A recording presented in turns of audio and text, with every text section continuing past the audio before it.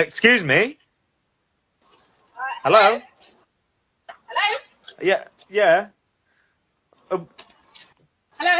Yeah. You just dropped my food. No, I didn't drop your food. Yeah, but Didn't drop. I've just seen you drop my food.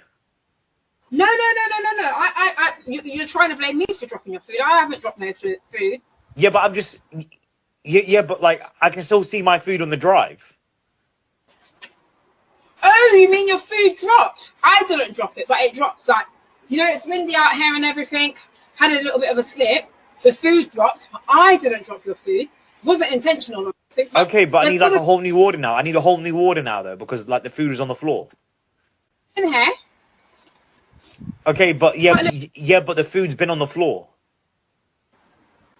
Only for 5 seconds, 5 second rule. So, it's good. It's still good to eat. So you expect me to eat food which has been on the floor?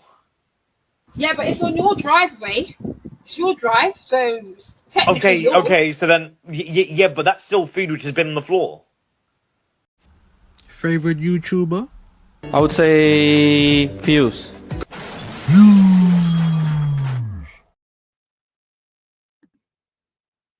Good morning, everyone. Good afternoon, and of course, good evening. Wherever you are around the world, I hope you're good. Hope everyone's good. Start to a new week. I'm feeling sick. I think Shane's sick as well, from what I heard. Not sure what's going on there. I don't know if he's still live or not. Obviously, he was doing a few bits before I came on. So we will see how it goes. Hope everyone is good. Do you know what I'm saying? Arsenal won, so football-wise, we're feeling good. Do you know what I'm saying? Like, other than that, though, like, you know what I'm saying? Feeling horrible. But big up to everyone, man. Let's have a quick roll call. Roll call. You know what time it is. Big up to Adam Elmino in the building. Big up Views and Jamboy. Big up Jamboy if he's in here already. It's all in our hands. Big up to Kwaja, man. Hope you're good this morning as well. Or still morning technically. We've got a few more minutes until this afternoon. For me anyway, 6 likes. Make sure we're smashing the like on the way in. It's a new week. If you can hype the video, we need all the help we can get. 800 subs from 3K. Let's keep pushing, guys. Big up to Adam. Hold that, Newcastle Geordies. Hey, madness, innit? We're going to talk about it. Big up to Latvia and hope you're good today, bro. Bigging up Unks. Can I check WhatsApp? What is going on now, bro?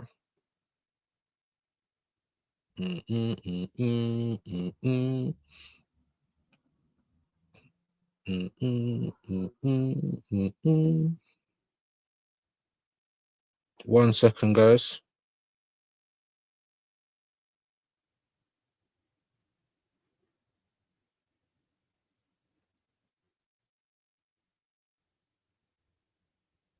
Hope you're all good. Big up to Grobbo as well.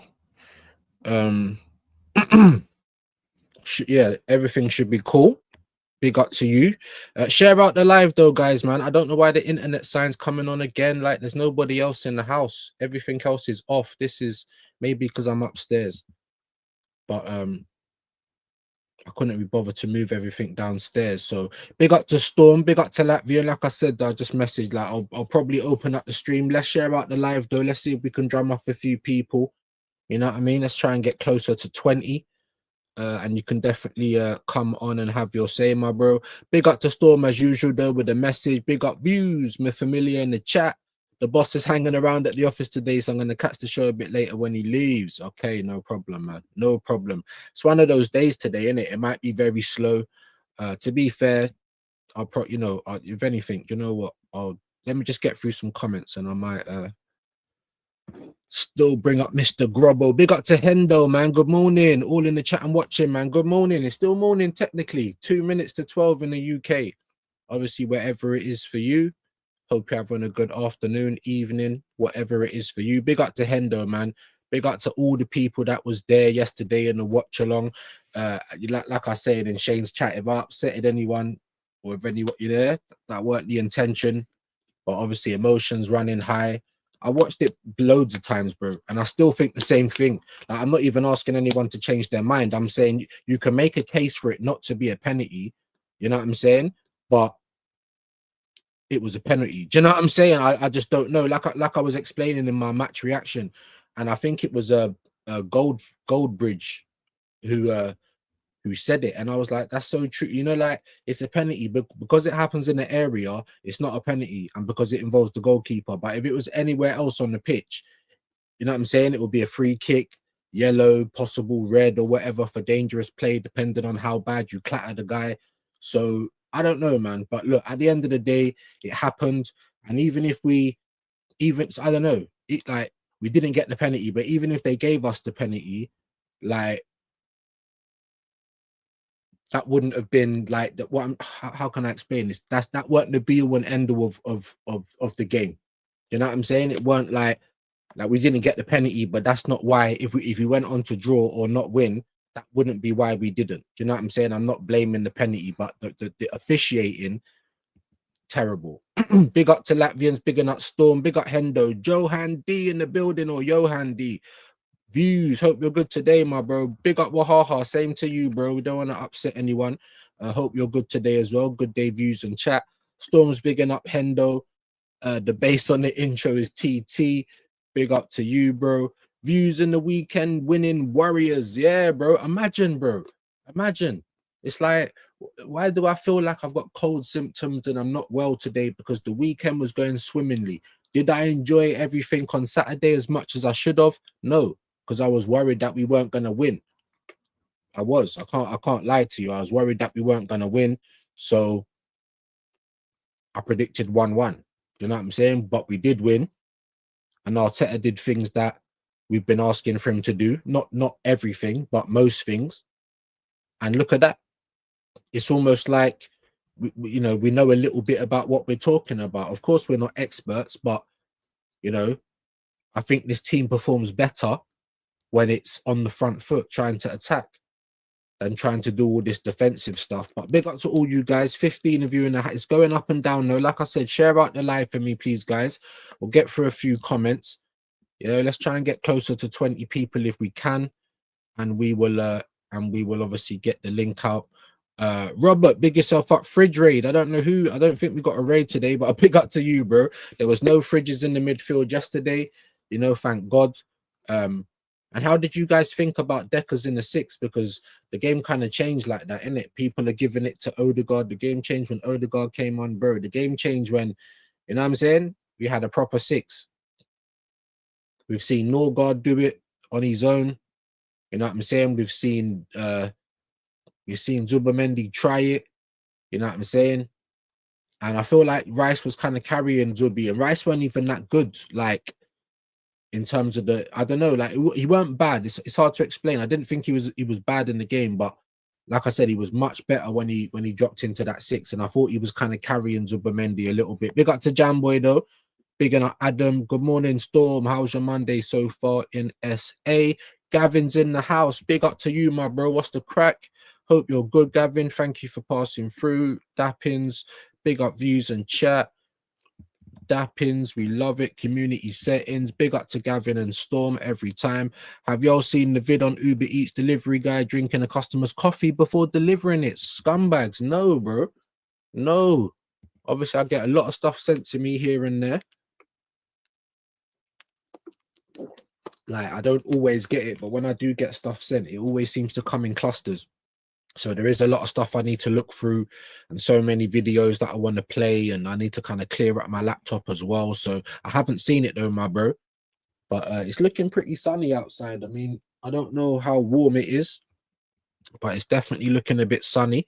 Wahaha's giving out dappins. We love to see it. Big up. Big up to Latvian Goon. High up. Big up, man. Dappins going round. Wahaha's. Big up to him.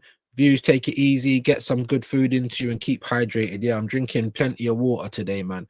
How are you doing, Kwame? Hope you're good today, my bro. Do you know what? Yeah, I'm seeing a couple of appearances. Let's get you wrenched up. Let's get you wrenched. Why not? Why not? Like I said, it's not always going to be so good. So get it while you can, people.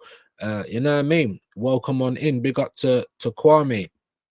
At Storm, still, Arsenal will probably get a lucky streak going to spite the Arteta out fans. 2 more years of this Arteta ball unless we can get rid of him or sorry, get him out of our club. You know what, bro? Absolutely. Absolutely. Do you know what I'm saying? And it's always the same. It was happening last season. You know what I mean? And I was saying on Shane, big up Shane. We done a fan cam, like obviously I done bare work yesterday, intervention, build up, watch along, domestics, my fan cam, Shane's fan cam. Like, you know what I'm saying? I felt like I didn't really get much time to myself yesterday, but it was all good. But on Shane's, I was saying, you know, and he was saying to me, like, we got a favorable run of fixtures now, apparently, yeah, with the next 5 that we got coming up. I can't remember all of them. I think Sunderland's in there. They've been playing very good. Do you know what I'm saying? This season. Not to say that we shouldn't beat them, but it might not be as simple as people think. We got Fulham away, which is yeah, Fulham's up and down, but they're kind of a banana skin for us. West Ham, that's a banana skin as well. We should be beating all of these teams, but that's always been the case. Do you know what I'm saying? We should be beating all of these teams, but so I don't know. Let me know in the chat. That's what I'm saying. Will we go on a run now? Because if we win the next 5 after the games that we've just had, then you're showing a bit of consistency. Now maybe people can try and tell me I told you so, or that's what we saw before and you lot never saw it. You know, things like that. You know what I'm saying? But it was happening all last season. It happens all the time. We have a couple of shit results. No one's saying nothing. No one's coming over here to agree with views or Shane or any of the people on this side. It's just quiet, or they're making excuses. Oh, it's because of this. It's because of that. It's da da da da da. Oh, it's only 5 games in. Or yeah, like we're upset. We're fuming. Then when we win, of course, we're happy. And we're like, boom. Obviously, if everything's a 10-10 performance, there's nothing really to complain about. But nothing really is 10-10, is it? So there's always going to be a little something that you can say, I didn't understand what was going on there. But overall, I liked it. I mean, what's wrong with that? Because every time we don't win, or we go through a stage where it's like we're putting together back-to-back or, yeah, a run of shit performances, no matter what happens with the results, these guys are not, yeah, we're not over there saying ha ha ha. But one game happens, one good thing happens, all of a sudden we win the title, all of a sudden I told you so. Cool. Like I said, let that happen another 5 times. Let us go and win 5 in a row, and then another 2 3 after that, and then you might have a case. Do you know what I'm saying? Because beating Newcastle at St James's was amazing. You saw that I was celebrating Gabriel's goal, amazing. But now let's see what we do in the next game. Do you know what I'm saying? Because that's always been the worry for me. The performances, the handbrake, do you know what I'm saying? The in-game management and substitutions, and obviously running our players into the ground. Like all of these things you're going to have to manage, Arteta, because that's how you get 15.6 million. This is, do you know what I'm saying? Pressure's a privilege, everyone keeps saying, right? Anyway, Crack Storm, Statics in the house. Big yourself up, my bro. 12 likes. Big up, man. I was gonna repost your reaction that you sent to me, bro, but there was no option to do it. So maybe if you change that, I can get that reposted. Big up to Static. Storm's bigging him up as well. Legendary stuff. Jamboy, Storm, Rob, Pendo. Big up to you, man. Rob Prudence in the house. Like I said, big up to you. KLS is in the building. Big up to you, my bro. Hope you're good. All right, we got 18 people in. Like I said, Latvian. Let me, if you want to come on, let me. Sure, I haven't had you on for a minute. Let me see what's going on. Hold on. Get your comments in, though. Obviously, the polls in the chat. Like I said, man, do you think that Arsenal can go on a run now? You know, do you think we can go on a run? Do you know what I'm saying? Because that's what we need to do. That is what we need to do. Let me. I'll just give it to my man for now. And we will see what's up. Big up Quaja though. Yep. Calafiori's customary message. We get the same message every day. Big up to you, Kwaja. Big up Kwame. We were lucky to beat Newcastle. I'm still convinced to end 21 years of winning. I'm still unconvinced, sorry, of winning the PL title. Absolutely agree. Do you know what it was? Listen, the second half weren't as good as the first half. That's first and foremost, right? But I was praising the mentality. What did I say live during the watch along? Like it's documented, right? What did I say? I said we've reverted to type in the second half in terms of how we attack, because it was much more fluid, much more expansive in the first half. Yeah, we were still trying to attack in the second half, but it weren't like the first half. Newcastle kind of had a few stages in the second half where they looked like they might score, then they tired again. What I'll give the players credit for is for keep going. That is great mentality. I'll give you credit for that 100%. I was giving Arteta credit for certain things. However, then big up Latvia, and I'll get you in a second. Then we equalize. It's 1-1. And then you just bring on Miles Lewis-Skelly, another defender. So I don't know what message that sends out. I don't know what part of the go and win the game, that suggests. And then I was saying in the live watch along, the players now need to go and win in spite of Arteta, in spite of him, purely because he's let the players play. He's done certain good things, but the moment we got a goal, on comes a defender. And the players went on, for me, to win that game. Let me bring in Mr. Grubbo. What you telling me, bro? Hello. How you doing? Pretty damn good today, I'm not gonna lie. Pretty damn good. We actually did something for a change. For a change, for a change. But has Amazon Prime delivered your medal or trophy yet? I don't know. Well, I have some of them, but that's from my school days. That doesn't count, I guess. You know what I mean? Because obviously, yes, it's a very good win and the dopamine was high. And you know what I'm saying? When you get those kind of last minute winners, do you know what I'm saying? It's a great moment. Obviously, we were saying that, these guys are moments guys. They celebrate the moments really well. But at the end of the day, it was a great moment to win like that. Do you think that, that will give the boys confidence now? Do you think that they'll kick on? That's why I put in the poll, do you think we'll go on a run? Or are you still a bit kind of or pessimistic or, a bit skeptical? Well, that's the hope, isn't it? Like, I think we need about at least 5 games in a row where we win. Then we can build up from that. But yeah, as you said, as you mentioned as well, that we made it 1-1. We played pretty much 3 at the back. I'm not gonna lie. It felt like 3 at the back. Calafiori came off, Odegaard came on from him. We went more attacking. As soon as we scored the equalizer, Skelly comes on pretty much. And at that moment, they also tweeted out that, well, Skelly is coming on pretty much. We're going to play for a draw. Maybe we're going to nick a corner and see what happens. And a few minutes later, you see, bang, 2-1 ours. Like, do you know how lucky we was as well? Because you know what I didn't really notice at the time, right? Because sometimes, obviously, like I said, emotions are running high. Do you know what I'm saying? Decisions are being made. The referee wasn't great, in my opinion. And look, and we got away with some stuff as well. Do you know what I mean? Because I didn't see any footage. I don't know, what kind of platform you was watching it on, but I didn't see any footage of Gabriel elbowing Walter Marde. Oh, there was one. There was the on purpose did that. There was right. No, I saw the push, but I didn't see because he was saying there was an elbow. What I saw this morning on X was a picture of his kind of elbow near him. So we got away with that. People are saying, I mean, let me ask your opinion quickly on some of the penalty decisions, right? Because this was a big contestant. I was bloody going back and forth with people in the chat. I've seen all over YouTube, people have got different opinions. Talk me through the Gyökeres incident, bro. I mean, what did you think?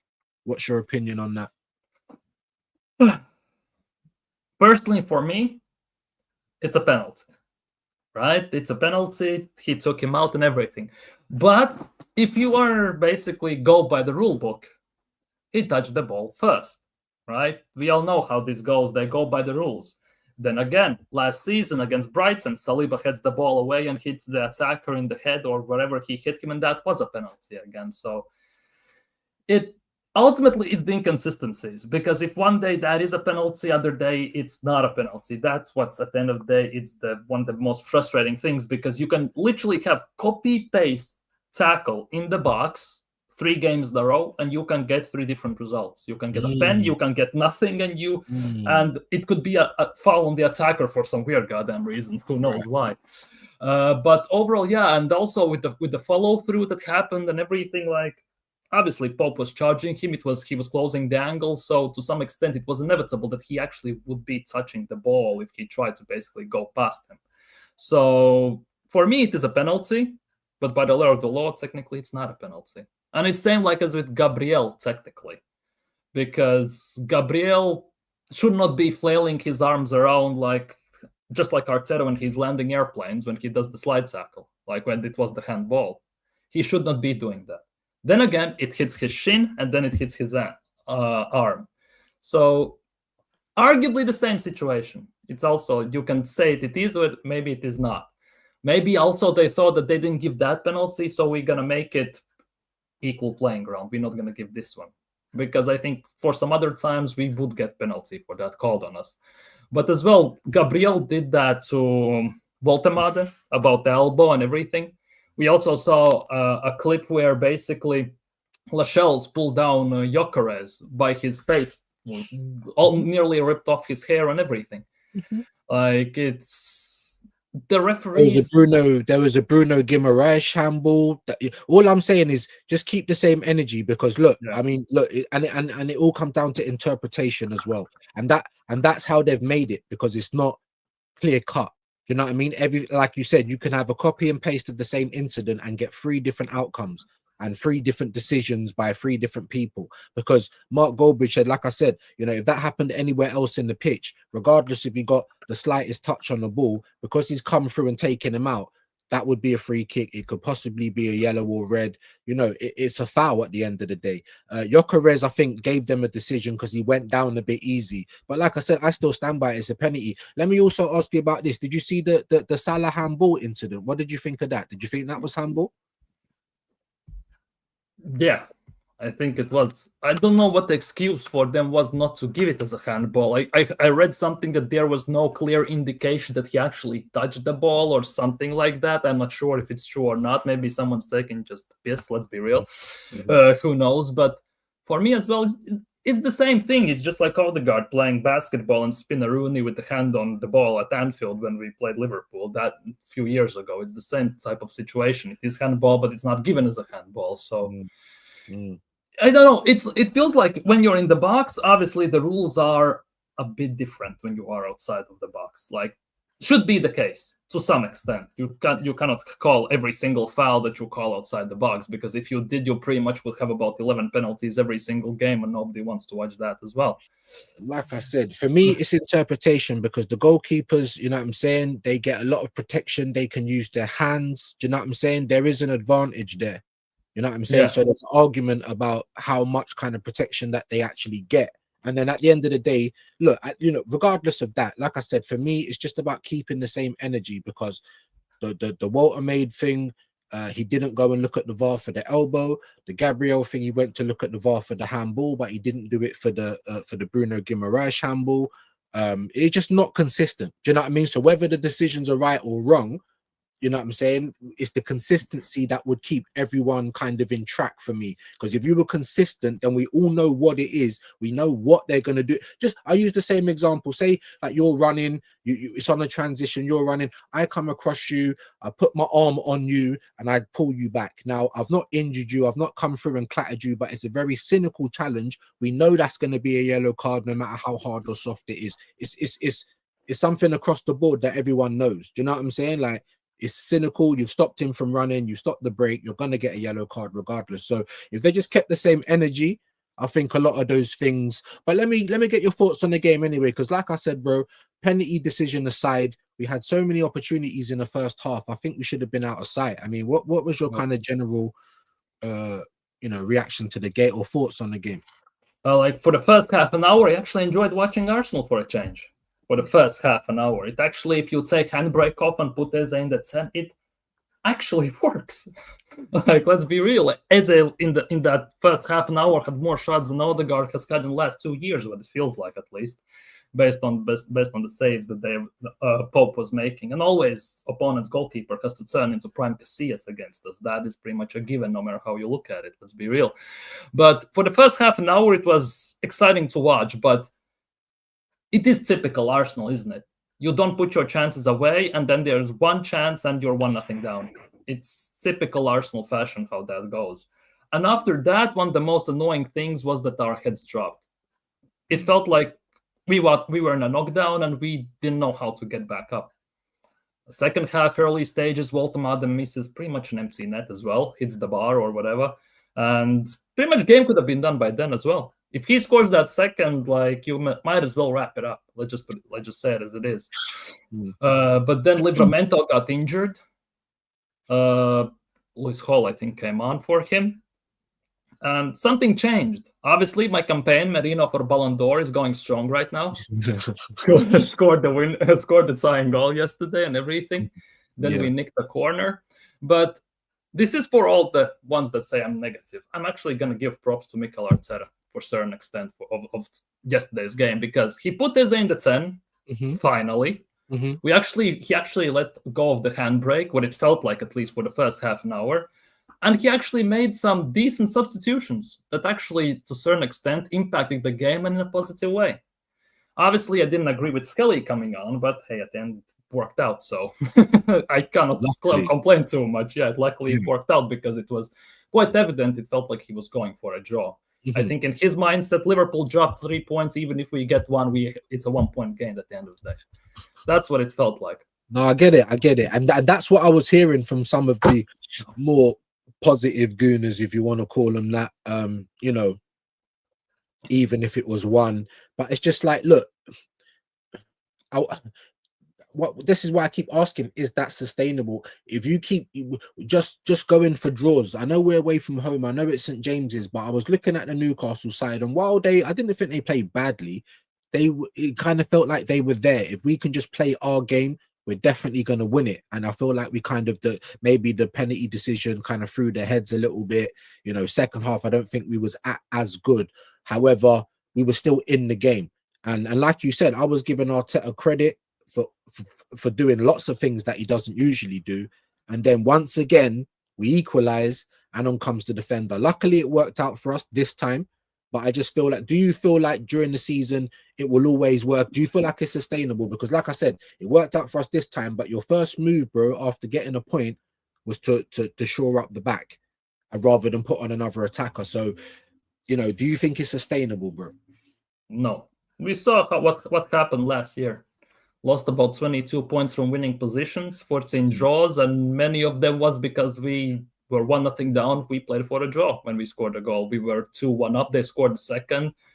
We play for a draw again. It's like, it doesn't make sense to me personally, because for me, 1 win and then a loss is much better than 2 draws, because 3 ultimately is more than 2, no matter how you look at it. And on the table, it also looks better. Like, in those terms, obviously it is what it is. But I just kind of figured this out, and people say this is not sustainable. Or people are how is it? People are over the moon that we are brilliant. We scored in 84th minute. We scored in 96th minute. Yeah, Arsenal are back, set piece FC and all this stuff. Then again, they say that Liverpool pretty much have won about 5 games of theirs, of 5 games, just scoring after 80th minute, tying goals, winning goals, and they say then it's not sustainable. Like, it goes the same. It goes both ways. And the thing is, though, for us to improve, Arteta must change. Personally, the way I see it. For Liverpool to improve, they need to find their way to play. Slot has to figure it out. And at this stage, at least, I trust more Slot to figure it out than Mikel Arteta change. I'm going to be honest with you. And that, for me, is the biggest worry. Because if we play like we played the first half hour for the rest of the season, or most of the games, the full 90 and everything, I have no problem, because we actually go for it. Most of the games, we actually going to win them. We're going to maybe blitz even some teams. And in other games, we actually will have a go, in my opinion. But because that's what frustrates me the most. Against City, against Liverpool, we didn't even give it a go. Yeah. Like there's a ways to lose and draw even games. Yeah. It's either you just lose 3-2 and you actually went for it and you felt like, well, you did everything you could, or you just, well, surrender pretty much at the end of the day. You just already park the bus and hope for the best and for one lucky bounce. Let's just put it that way. Like Martinelli has scored twice, once against City, and also Trossard has scored like that against City. Like that for me. Overall, yeah, it's not going to be sustainable unless we change dramatically in those times. The difference for me, right? And this is, I mean, we're gonna see this season, because obviously people are like, oh, you know, I've even heard positive gooners saying, once Liverpool drop points, you know, Arsenal fans will start to relax. And it's like, listen, like I said, we're the only species on the planet that can look to the past to determine the future, recognize patterns. Do you know what I'm saying? Yeah, no other species can do that, really. Do you see what I'm saying? So why do we? So you're asking us to just not do that? And just like you said, you know, you've got more trust that Slot will do certain things than Arteta. Why? Because the past will tell you that he's more competent, right? And not just that. The point I'm trying to make is, Slot will get late winners and late points trying to win games, right? Most of the time we'll get the draw and lock up shop and not get the win. That was the first of, you know, for a long time that we've got a late win like that. In my memory, maybe someone will, you know, come up with a game here or whatever where something like that happened. But the point is that 8-9 times out of 10, Slot's probably going to succeed because of him trying to be positive and kind of more gambling. Whereas Arteta's always going to get to a point and then put on defenders and see if we can nick it. That's why I'm saying it's not sustainable. I just want to kind of make that clear.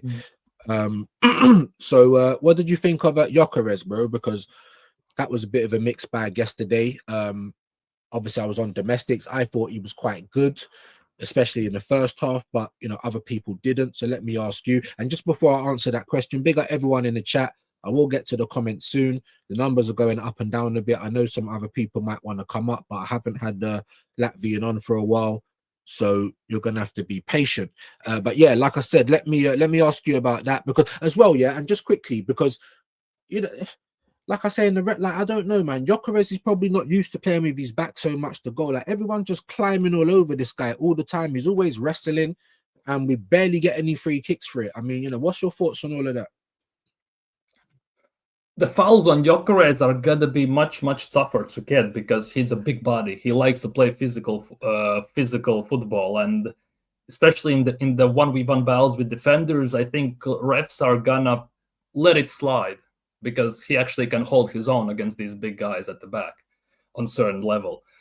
The biggest issue with Gyökeres himself, I have, is the fact that his touches and his passing needs work. You could see that yesterday, that even when we tried to play quick 1-2s, it was misplaced. It was maybe a bit too rash or something. It was very evident. He was in positions where he should be when he gets the ball, and then the final pass maybe to off the defender's shoulder to run in behind, and he just cannot make it. It gets intercepted, it's off target or something. And of course, the other part is, well, no service still. Yes, he got some service yesterday still, but at the end of the day, he needs get the ball in his most advantageous situations where he can get it. And I just don't see Arsenal playing that type of style, personally, at least for now, because he makes some great runs. Just like last year, Martinelli was making some good runs between the lines and behind the backs. Havertz was doing that, whether you like him or not, obviously. And Gyökeres is even doing that. But especially when Odegaard is out, we play too safe. We don't risk it.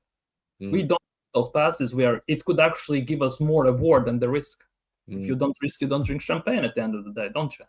And we just play too safe. And with Eze in the 10, you could see that there was quick 1-2 passing. There was quicker movement. There was more, as I said before, chaos created in the opponent's final third.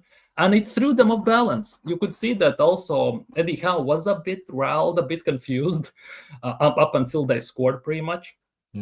Playing in our hands. And of course, then obviously we got sucker punched to a certain extent. But hey, it's just in Arsenal's DNA, let's just put it that way. But overall, yeah, Gyökeres was as good as he is.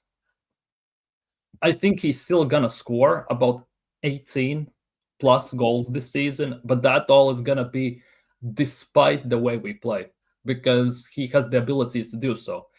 And the other issue with Gyökeres I have is the fact that, yes, he has 3 goals this season, 6 games in Premier League, 3 goals, which technically is not bad. You want better, obviously, from your main guy. The thing is, he has scored against small teams. 2 against Leeds, 1 against Forest. We need more him to turn up against these games, Newcastle, Liverpool, City. I would expect also right now Aston Villa, Spurs, United against the bigger teams, because as much as we can score against smaller teams, I think scoring against the bigger teams is more of an issue than anything, because we mostly shut up shop against them and we try to do some counter type of crap, which never works because we are very slow on counters. And with Gyökeres, the hope is that it would change because he's a more consistent finisher. But maybe with time, be patient.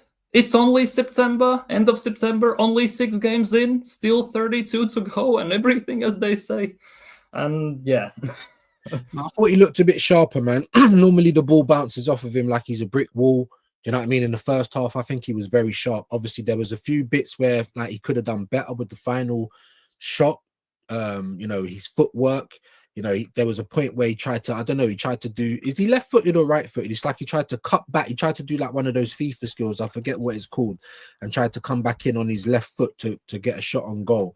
And I just thought you should have just struck it across goal with your right. So there was a few of his decision-making. But in terms of, you know, like I said, linking up the play, bringing the ball down, I thought he actually done really well in the first half. Second half, a little bit reverting back to type.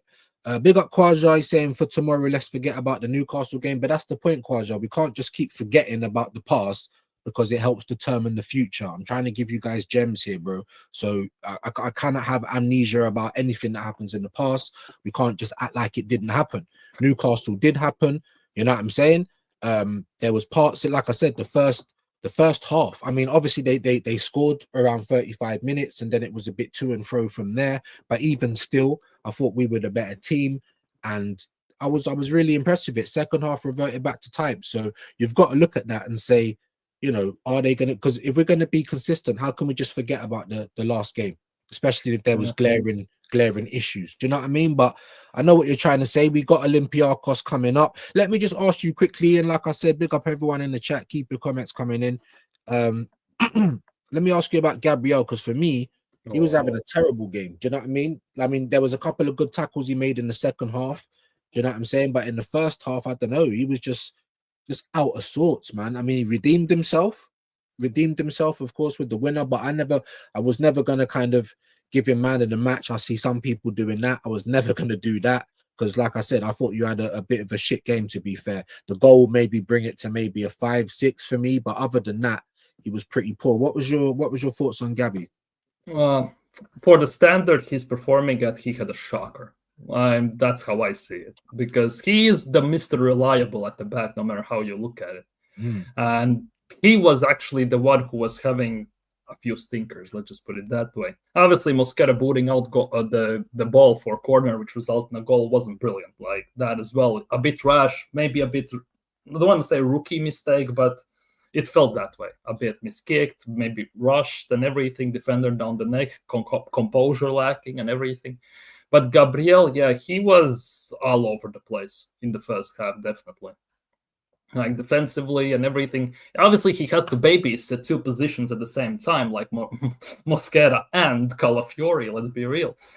At the same time, out of place, he was riled as well by Voltemade to a very high extent, which... You don't see Gabi being riled too much, even though he's Brazilian, the blood is boiling always and everything over the top. But yeah, it was weird because you don't usually see performances like that from him. Like that is the biggest thing. If it's a one-off, it is what it is.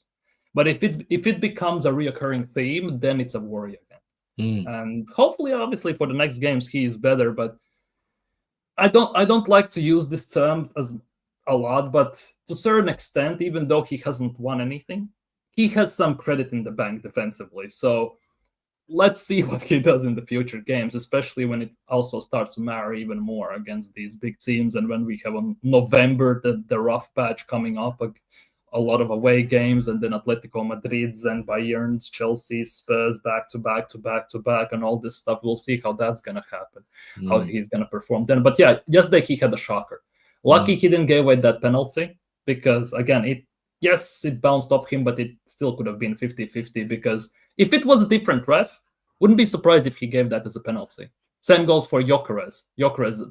Pope's situation with Gyökeres. I think if it was different ref, it could have been even a penalty. Like, I think it's very, like, depends who is reffing your game, which is actually kind of nuts, because it should be some sort of consistency. But how refs want to make it about themselves, or how they want to dictate the game, is up to them. But yeah, Gabriel, yesterday it was a 6, even despite the goal and everything. I'm gonna say it as it is. Yeah. Well, enough to kind of redeem the whole. But like you said, there is obviously credit in the bank. What did you think of the starting lineup? What did you think of Trossard starting? What did you think of Saliba being put on the bench? Well, Saliba was expected. I was hella pissed off just with the fact that he had to play against Port Vale just not to play this game, because Arteta comes out and says that he is still recovering. He's still feeling that ankle. He still needs time. So what was the point then playing him for about what he played? 70, 60, 70, 80 minutes against Port Vale at the end of the day? Well, like, what was the point then? Obviously, it also coincides that Arteta also played him despite the injury against Liverpool. As if those 4 minutes until Mosquera came on, like, why force that issue as well? But starting 11, I actually was happy for a change, because Eze in the 10, couldn't be happier. Obviously, because I expected Merino in the 10, only because of that. Maybe Odegaard, because we saw him come on, which means Eze is not going to see the 10 spot for quite a while once Odegaard is back. At least that's my expectation, knowing that he's the golden child. But Eze in the 10, we saw what he can do. And if that isn't proof that Eze should be starting in the 10 on consistent basis, I don't know what will. I'm just going to say it like make it make sense. Trossard on the left, that was an interesting one. At the same time, I get it, because we need maybe a bit more technicality on that wing. Unlucky he hit the post with his weak foot shot as well on the left foot. He hit the post. Could have fairly put us 1-0 up, obviously. But I'm not going to lie, that arguably was the best 11 we can put out to date, looking at injuries and looking at everything. And I was happy that we actually did it. That Saka situation still is a mess, although Saka in the first half an hour as well looked fantastic, to be honest, but getting past defenders, dribbling between them and everything. It was nice to see that. Obviously, he fell off a bit then, but hey, it's a bit different. But the 11 was nice. I'm not gonna lie, I was quite happy with that. I mean, I wouldn't have started Trossard. I probably would have started Martinelli out of the options that we had, or even Ethan, to be fair. But obviously, we didn't know that Ethan weren't going to be selected, or that's again because we don't know. He doesn't say anything. We're just left hanging, thinking what's going on here. I was thinking, yeah, exactly. Why have you just dropped Saliba now if he was fit enough to play in the last game, unless he kind of messed up the injury he had before? I don't know what's gone on, but questions. But obviously, yeah, the most of the lineup I was happy with, other than Trossard starting and just wondering why, because when Saliba came on, he looked cool. Do you know what I'm saying? Like it didn't really look like there was an issue. So, and then taking him off at halftime, Mosquera, we're gonna kind of kill his confidence a bit, but it's probably the best thing to do anyway. Do you know what I mean? Rather than just to let it go on. And him keep making mistakes. Big up Kwame said, View Shane is right. We have to win our 5 games, which I doubt. I mean, the next 5 games, like I said, I don't know all of them, but I know there's Fulham, West Ham, Sunderland in there. Do you know what I mean? So it's Olympiacos at home on Wednesday, West Ham at home, Fulham away, Atletico Madrid at home, and Palace at home. That is till the end of October. And in between, we have also international break. After West Ham, we have international break, and then we have Fulham away and Atletico at home. You know what I'm saying? So so all I've been asking for, guys, is I want to see certain things that for the manager to do in terms of how we play. Obviously, work out a way for the players to work Gyökeres into this team. You know what I mean? Like, find other ways to attack other than keep going down the sides and crossing and second balls. So that's what we've been asking for. Good in-game management. Do you know what I'm saying? Be brave, things like that. and consistent performances, because that's what's going to win us something. Now, we've had a decent performance against Newcastle, but as you said, look at those games coming up. Now, if we go on and we get through the next, I don't know, fight, and we win all of those games, then for me, the people that want to come with the "I told you so's," you might have a little bit of a leg to stand on. But it's so annoying for me when it's after one game, just one.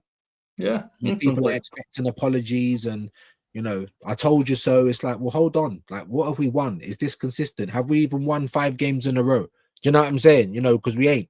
So I don't know what your thoughts on that is. Yeah, it's just like also with Madueke.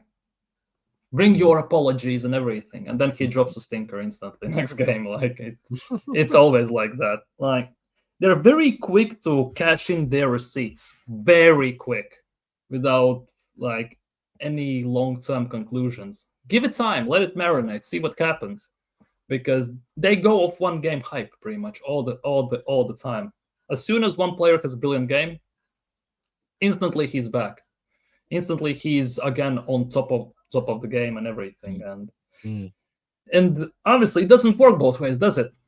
When we are proven right, we never hear anything. They go in hiding and hibernation and everything, and they wait for and they look for next excuses, next goalpost movements and everything. It's always like that. But let's be real, it's a part of being a football fan as well. Like being that emotional, rash decision statement, everything we put out as well, especially if we do streams or videos straight after games. It is actually that emotional adrenaline and everything that's just bursting out. You may say some weird stuff. I'm not gonna lie. I'm also gonna hold my hands up high, and I have said some stuff like that. But overall, just on purpose, that the first thought after you win a game, somebody says something great, go into someone else's channel, account, and demand apology pretty much, and something like that, that just doesn't make any sense whatsoever. It just proves that they're more want to be proven right than anything at the end of the day. Like they're rocking out for Arteta more than they're rocking out for the club. That's what it seems like. But do you know what I mean? Big up Kwame said views. I know we end up fourth. End up the 4th time missing out. Arteta is finished. We will see, because everyone seems to think he's cooking this year. So we will see. Obviously, it's all down to interpretation. Like I said, I need to see consistency. That's what I want to see. I want to see good performances on a consistent basis, and the results will come. You know what I mean? That's what I think is sustainable. Kwame, really happy for you, mate. You're a mod. Yeah, big up Kwaja, man. Big up to all you guys. Near enough everyone's a mod. Big up Kwame. Latvians big up Kwaja. Views, I have demanded change, bro, because Arteta can't lead us to anything. I mean, this is what he's going to be judged on now, because like I said, whether you think the transfer window was good or bad, we can all agree that the squad should be winning something now. Do you know what I'm saying? Big up Kyle Walsh, Gunner, legend in the building. Hope you're well. People getting excited. We are going to win the league now. Not a hope, winning nothing. Well, you know what I mean? I'm just saying, Kyle, like, it's just like last season, the moments, there's one good moment, but is it is it sustainable? Is it consistent? Have we had a run of 5 wins on the bounce? I don't know if that happened last season or not. Do you know what I'm saying? And has it happened this season? Not yet. So I'm just saying, innit? They tell us to not be rash, and it's only 5 games in and stuff when we lose, but the same for them. It's only 1 win. So why are you acting the same way? But big up Kyle. Hope you're good, bro. There's his link as well. Make sure you're subbing to that. Make sure you're subbing to Latvian Guna as well. I think you just said you got to get out of here, mate. So, man, in a few minutes, give us your last thoughts. Give us, I don't know, the last things you want to say, bro. Merino for Ballon d'Or. That is gonna go strong. But to be honest, I don't know what to think at the moment, because it's hella confusing, because we know Arteta can play attacking football, yet he refuses to do so. We saw yesterday that we actually can play expensive attacking football, but we don't have the mentality to bounce back somehow anymore, because it took us such a big grind, and we had to make it look harder than it actually is to do anything. And that for me is the biggest confusion. It stems from obviously from the manager. It translates into players and evolves and all these Arteta buzzwords and everything, right? But I don't know, why cannot we maintain, for example, that level for full 90? not maybe even full 90, let's just say 70 minutes of that type of football we saw in the first half an hour. Despite the fact that we concede, because as well, just like last year, we played against Leicester, Southampton at home. We had to concede first to even do anything. Before that, we were dead walking on the pitch pretty much, like zombies around. And it just doesn't compute with me, because he has shown that he can do it, but he just, generally, that's conscious decision not to do it. And that, at the end of the day, is doing the club and long-term, short-term more harm than good. Yeah, and that totally for me is the biggest worry. Totally agree. What you got coming up, bro? Well, stream tonight, obviously, going to talk about Newcastle, going to talk about, we are going to have to dive into Waffle House with Mickey Ross. Oh, my God. The game press conference. Always do that. Waffle House settings at Mickey Ross. We'll see what he has waffled about after the game, of course. We're going to discuss the game. Haven't decided we're going to talk about Olympiacos today or not. Obviously, we play on Wednesday. Might do it tomorrow. Depends.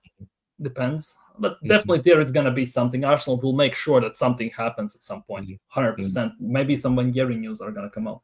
Who knows? Maybe. Because I still haven't heard. Wasn't he in the team just because, or wasn't he in the team because he has something like injury or something like that? For me, also weird. No info regarding that. Hopefully, it's nothing like just because of numbers. Hope that's the biggest hope. But yeah, big up for having me on. Big up to everyone in the chat. Big up, subscribe to this guy. Show some love, like the stream, and yeah, thank you for having me. Always pleasure coming on. No worries, bro. No worries. Make sure you're subscribing to Latvian Guna. Obviously, big yourself up, bro. He's got to go. Catch him later on his stream. Thank you for coming on as well. For other people that want to jump on, we will probably give the link out in another 5 minutes or so. If the numbers stay consistent. Big up to you, though, Robo, man. Big yourself up, bro. Take care, bro. Obviously, we ain't had him on the channel for a while. I think it's literally his second time being over here in the flesh. So I just wanted to hear from him directly. We need to win 5 games. I mean, look, Shane said it yesterday.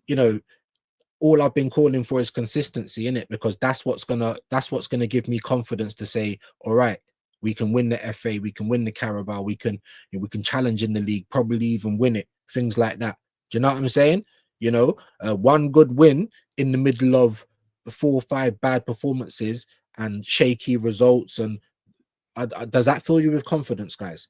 Do you know what I'm saying? Because we win one game, and of course the dopamine's high, and I was celebrating like everybody else. You saw I was proper happy, like when we scored the goal to win the game.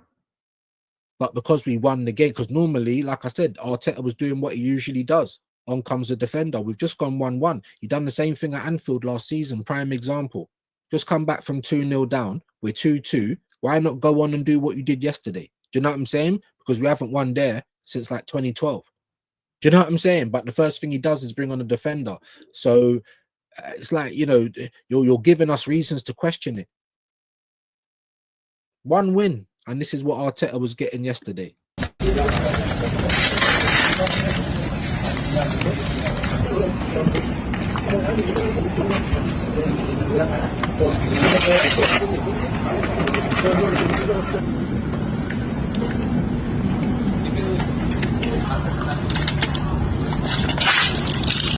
Yeah, the glaze was wild. But of course, like you said, when you win, you get the credit. When you lose, you get the criticism. What I don't like is the reactionary stuff, though, because one win, someone scores a goal, he's back. One win, we've won the league, we're title contenders. Like, come on, man, come on. But cool. And people tell me that I'm reactionary, but cool. Like I said, if we can continue, like Robbo said, let the first half, there was no complaints other than why didn't we finish some of these chances up until the goal.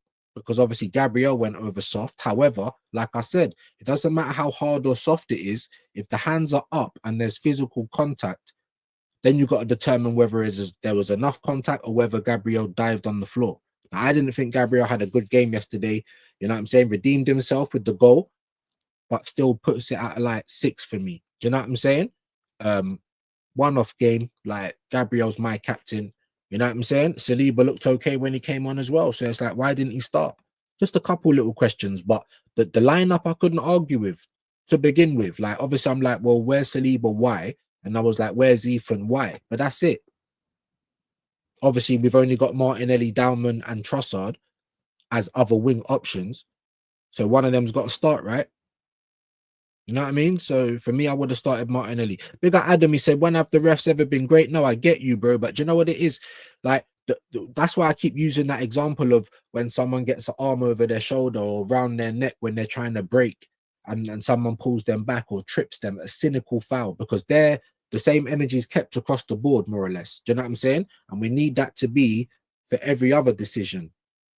Because as Lee was saying yesterday, I didn't actually watch his stream, but I see him on one of the fan reaction clips, and they're saying like, oh, because you know, in Spain the interpretation of the rules might be different, or that would be a foul, and over here it wouldn't be, and that is football a different game. He was saying it's all got the same rules in it. It should just be straight across the board. Everyone should be clear on what the rules are. When it's left to interpretation, and you've still got VAR and all these things. Because when I looked at it, because what's his name, McDermott, or one of those old refs that keeps going on Sky, he's talking about Salah's. What did he say? Did he say Salah's was a handball or wasn't? Like, it's just interpretation at this point. If it isn't like outright, blatantly obvious, then you can make a case for it to be for or against. It's just a bit stupid, isn't it? And it gets people divided. And I suppose that's the aim of the game. Big up to Hendo, though, man. Good to have you in here. Walter Marde said that he does not like to go down under such a challenge. If he had gone down, then VAR would have stepped in and Gabriel sent off. Yeah, maybe. And if Gabriel did that, then you deserve to be sent off. Do you know what I'm saying? That's just the facts, bro. Like, I don't know like what other platform people was watching the game on yesterday, but they never showed that at all. They never showed what Gabriel did off the ball. I had to see it today on a still, and I could only just see an arm like this kind of. So I don't know if he was defending himself or it looked like he was giving out. You know what I'm saying? And if he was, send him off. You know, if you're going to look at Gabriel for a handball there, when for me, I thought it was natural enough. He's going in for a slide tackle. It hits his leg first and then hits his hand. But if you want to look at that, cool, not a problem. Go and look at Bruno Guimaraes then. Go and look at the Gabriel incident with Walter Mardi. Go and look at Lascelles or whatever his name is, ripping off Gyökeres's face. Just keep the same energy. Do you know what I mean? Just keep the same energy. Whether it goes for us or don't. Because then no one can have nothing to complain about. Yes, we're going to be butthurt. Yes, we're going to be upset. But you've kept the same energy. Do you know what I mean? But big up, man. Big up to Ozzy. Hope you're good today, my bro. Obviously, sorry it's taken me a while to get to the comments, but we had Latvian on, and obviously I wanted to hear from him. Big up to Carl Walsh as well, legend. Make sure you're subbing to all of these guys, man. The same situation happened with United last week, and then Buemo, and Buemo. We're talking about not the Brentford game. What game are you talking about? I have a better idea. I'll message you my story reaction, bro. You can edit it with just me celebrating. Say that's what I'm talking about. You've even given me a caption, have you? Yeah, we'll see. We'll see. Big up to you, my bro. We should have had a penalty. I think so. Some people don't. Listen, it's the rivals obviously clearly don't. Some of the rivals said it clearly is. Mark Goldbridge, one of them. You know, our own fans. We were having discourse in the chat. Like I said, if I upset anyone, that's not what I meant. You know what I'm saying? But all I'm saying is, because you know what upset me is when people are like, oh, once you calm, I think Wahaha, once you calm down, and then someone else said, oh, and I'm like, look, bro, I'm always going to give you my honest interpretation, whether that goes for us or not. So whether you thought it was a penalty and I didn't, that don't matter. I'm giving you my honest opinion on it. I'm not, there's no agenda there. That's kind of, but like I said, the emotions are high. Yeah. So my apologies if I've offended anybody. Hendon, can we go top over Liverpool? I mean, look, at the end of the day, people are right when they say anything can happen, right? Of course, I could win the lottery or I could get hit by a bus, but is it likely though? You know what I mean? What's more likely? Me waking up every day for the next 2-3 weeks and that not happening, or me waking up for the next 2 weeks, 3 weeks, and I win the lottery, or I get hit by a bus? What's more likely? Do you see what I'm saying? So big up SB as well. He was like, oh, I said we were going to beat Newcastle, and he might have made that prediction as well, because obviously if they do a prediction show, I didn't see it. He said it to me as well the last time I was on there, but I didn't remember. So I was just like, all right, cool. But based on what? Because we haven't won there since 23. Obviously, we have now. We haven't scored there, I don't think, since 23. Obviously, we have now.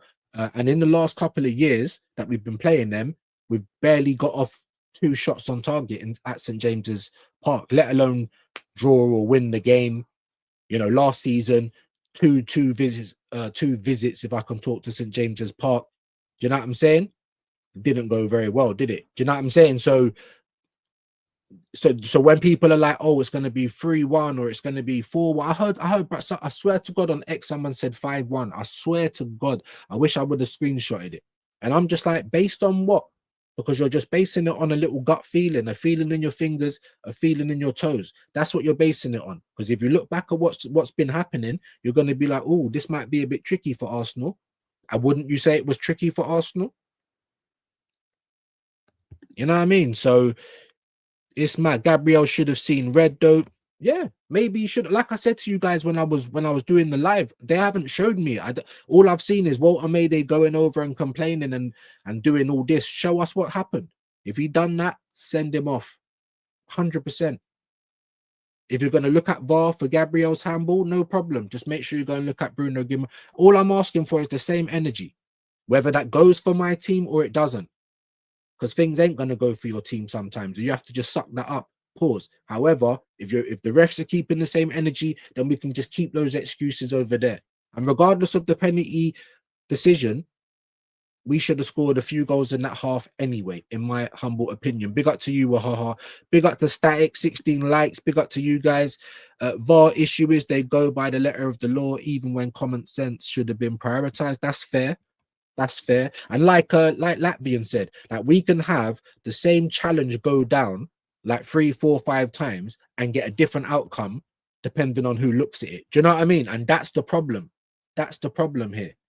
That's the problem here. I don't know if we're better for VAR or worse. I just don't know anymore. Like I said, Wahaha, Hendo, Jamboy, anyone that I might have, you know what I mean, that weren't the intention. You know what it's like when the emotions are running high. Yeah, I really like your streams. Big up to the bots. It's literally the same messages.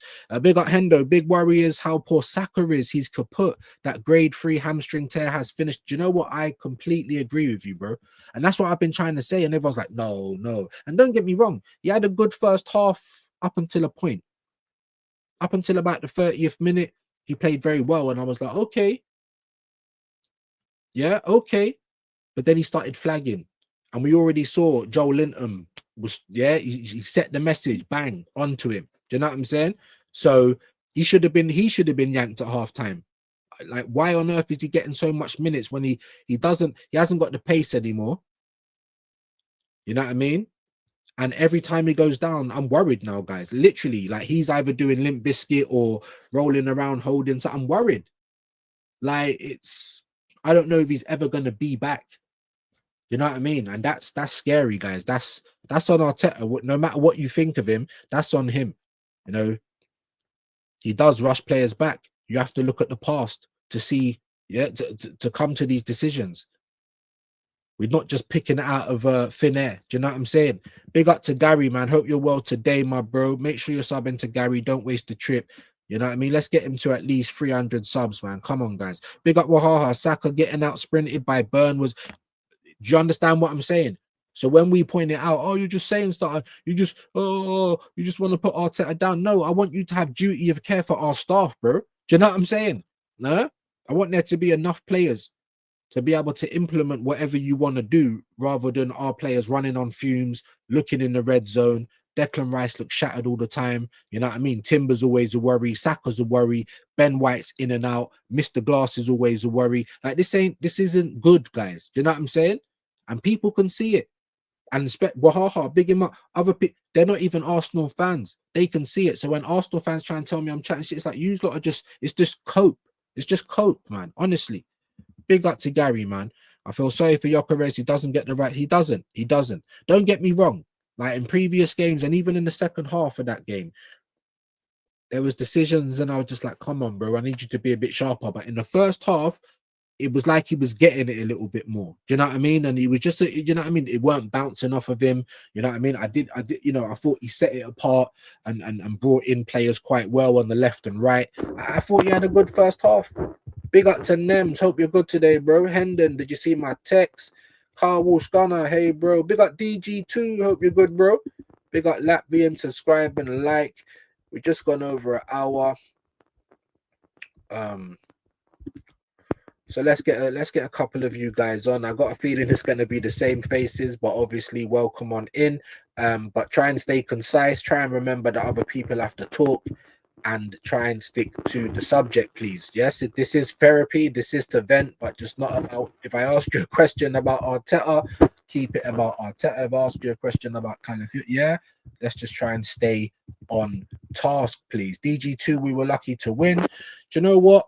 I feel like I'm going to give the players credit. I'm going to give Arteta credit because there was a couple of, you know, a couple of things that he done different that he doesn't usually do, and that's what we've been calling for. So I'd be a hypocrite to not give him any credit. I had questions. I'm not taking credit away. I'm asking questions. Why? You said about Saliba, so then that gives me more questions about other stuff. Well, then should you have played him in that game? Should he have started in? Yeah, so it's opening up a tin of worms that you don't really want to open up. But it's there, unfortunately. The same for Ethan. Questions. However, the lineup was good. The handbrake was off in the first half. I believe that. In the second half, I think we reverted back to type, though. I'm not going to lie. I will give Arteta credit for keep putting attacking players on and trying to get that goal. But then just when I'm trying to say maybe you've turned the corner, we equalize and on comes Lewis Skelly. And I was saying in the watch along, the players now have to go and win this game in spite of Arteta because we've just equalized and you brought on a defender. The momentum's with us and you brought on a defender. It's not the first time he's done it either. So that tells me a lot. So while I can give you credit, I'm also looking at it like, well, you're still a little bit scared because you're still reverting to a point. And even Latvian said, oh, you know, even though it's only a point, it's a point closer to that. It was a must-win game. I understand that. Cool. If we drew the game, that would have just been a coping mechanism, right? Like we know we had to win that game. It felt like he told the players that as well in the first half. But the second half, we were tired. After 20 minutes, half an hour, we get tired all the time. So I don't know how hard the training is. The fitness needs to get better. Do you know what I'm saying? Or the game management needs to get better. One or the two. Do you know what I mean? The rotation. Big up to DG. Big up Kwame. Nah, mate. We made our luck. First 35 minutes. We were excellent. Last 15 minutes all over Newcastle. Well-deserved win. I'm not going to go that far. Like I said, I feel like I rate the players' mentality. I feel like they won it in spite of Arteta. Just purely because he brought on a defender once we equalized. But once we did equalize, you know, Newcastle was silly. This is what I forgot to say this because I think rivals were saying about Pope. Like you had the ball. You didn't have to launch it into midfield. You could have just held it for a little bit, wasted a bit of time. That the game would have probably finished 1-1. So for as much, and big up DG, obviously that's your opinion. Everyone sees the game different. You know, I don't think that we didn't deserve to. I feel like on the whole of the game, maybe we just about deserve to win. But if you don't score, then it don't matter. Just because the first half we had loads of chances and couldn't put it in the net. They scored. They didn't have as much chances as us, but they scored. They went in halftime 1-0 up. So sometimes, you know, what you deserve and what you get is two different things. Do you know what I'm saying? But look, man, it went well for us. Like I said, I credit the players. But at the same time, if Pope never just launched it into that midfield, we get the ball back, win a corner, and then score from that corner. Like, you know what I'm saying? Just the same as Mosquera just passed it back to Raya, we might not have conceded the Walter made goal. So it's all just ifs and buts. But yeah, man, big up to DG. Quadra, why did Gabriel fall over in the first place? Overhyping Mosquera. Gabriel Magalhaes made a mistake but redeemed himself with the winning goal. Well, there was a lot of things he was doing in that game, going over too easy, possibly could have had a red for Elba and Walter made. Do you know what I'm saying? So for me, redeemed himself, but not like you're out of the dock. Like we're gonna be watching you, and hopefully that was a one-off, Gabriel. Gabriel's my captain. Do you know what I'm saying? Bro, he said, I told you play Eze in the 10, we win 2-1. I got it spot on. I think the whole footballing world was saying play Eze in the 10, bro. Do you know what I'm saying? But big up to you. Big up to you. Big up Nems. Gabriel got player of the match views. That's ridiculous. But that's what it just shows you what dopamine does. Oh, you got a goal. Like, it's ridiculous. He was lucky to be on the pitch. You know, he played badly up until he had a couple of good tackles. That tackle that he put in where they were questioning the handball. Like, I thought that was a couple of good tackles, but the team in the second half weren't as good as they were in the first. Gabriel's lucky to be on the pitch. You know what I'm saying? So there you go. And I think he jumped too high. That's why he fell over so easy, because you mistimed your jump. That's how Walter May beat you to it first. You know what I'm saying? But you came in, you got the winning goal. People are gonna look at that. But I'm never as reactionary as that. I was celebrating, dopamine hitting, go on, boom, boom, boom. I was more happy we just got the win. You know what I mean? Let's be honest. Still too early on the season, but if this win will give the players courage and belief to play without fear, hopefully, that's what I'm trying to say. Let's see the next couple of games now. Let's see if we can keep those performances going. You know what I mean? Let's see if we can keep the attitude going, because that is the big question. That's the big question that I've been having since pre-season. It's on Arsenal's WhatsApp. Not sure what that is. I love our club, but we have missed out a lot, and I don't mind if we win the PL title that I want us to win. We have won cups, but the league title, 21 years of failure. Even now, it's been half a decade since we've won anything. Lots of clubs around us winning stuff.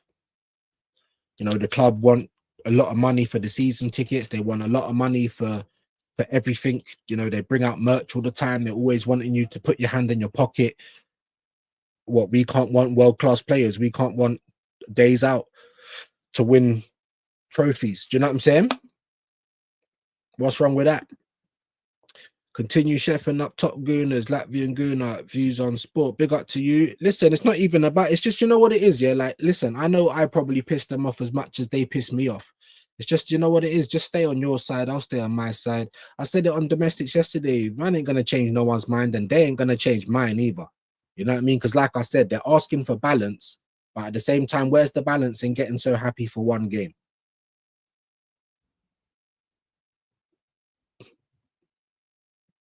That's not balance, is it? Do you know what I mean? When we played shit against United, we're lucky to get out of there with anything. Played shit against Liverpool, in my opinion. You know, lucky to get out. Well, we didn't get out of there with anything. We lost the game. You know, we totally, you know, crumbled for me at City because we just set out so scared, and we're at home. Like, that's, you know, tail between the legs. That ain't my type of style. Do you know what I'm saying? So what is there to be? But so it's the results that's been saving us, and that draw as well. Like, that was a must-win game for me. Just like this Newcastle one, that if Pope was concentrating, then that would have been a 1-1, just like I predicted. So the same arguments that people put across, we can just put the same argument back, bro. Like, my PTSD wasn't born yesterday. Like I said on the same show, I'm 41 years old. I've been watching Arsenal a long time. This isn't, yeah, this isn't recent. And this has been going on even before Arteta. Then we get the argument, oh, they just don't just watch football. That's a lazy argument, bro. That's a lazy argument. Why should I not watch football? Do you think I don't love Arsenal? I want to see Arsenal win, and you guys are just happy to make excuses all the time and say, oh, not bad. We'll try again next time. Do you know what I'm saying? Like, but we're the toxic people, us. Damn, son.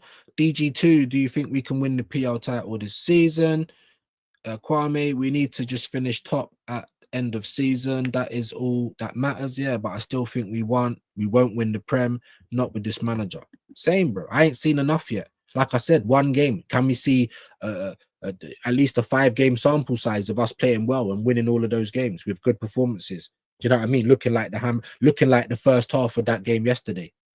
And we get 5 games like that where we don't knacker after half an hour. we can at least give you 70 to 75 minutes of good football. Do you know what I'm saying? Like, I don't know, man. Big up to Darren Martin, though. Big up to all you guys.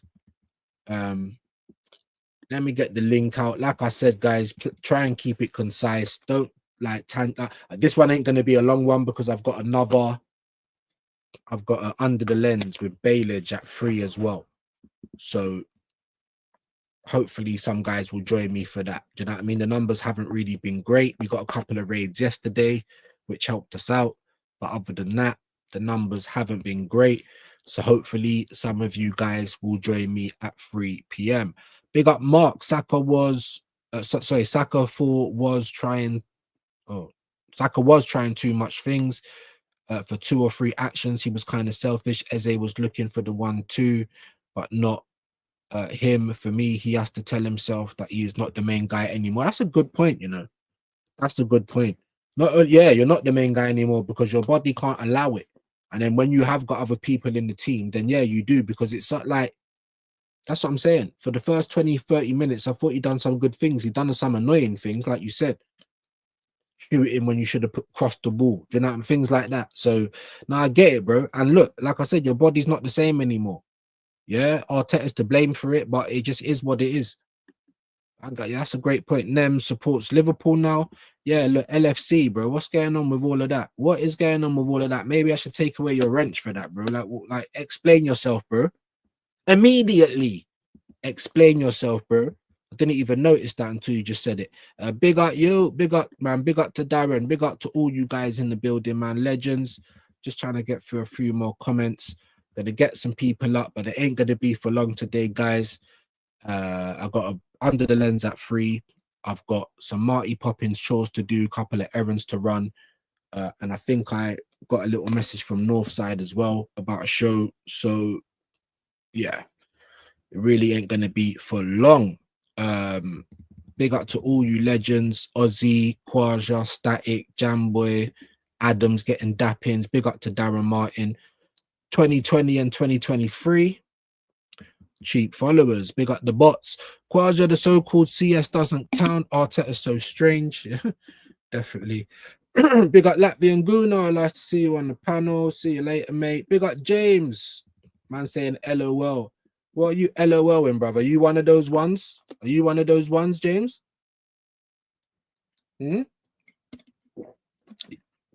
I think you probably are, innit? Because you said we were going to win the league after we beat Leeds 5-0. I don't even think I listened to your voicemail yet either, actually. Let me do that now.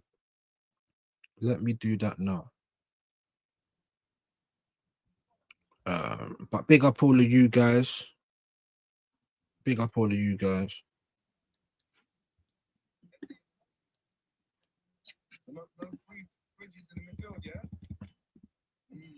Come on, you gooners. Where's the what? Where's the lie?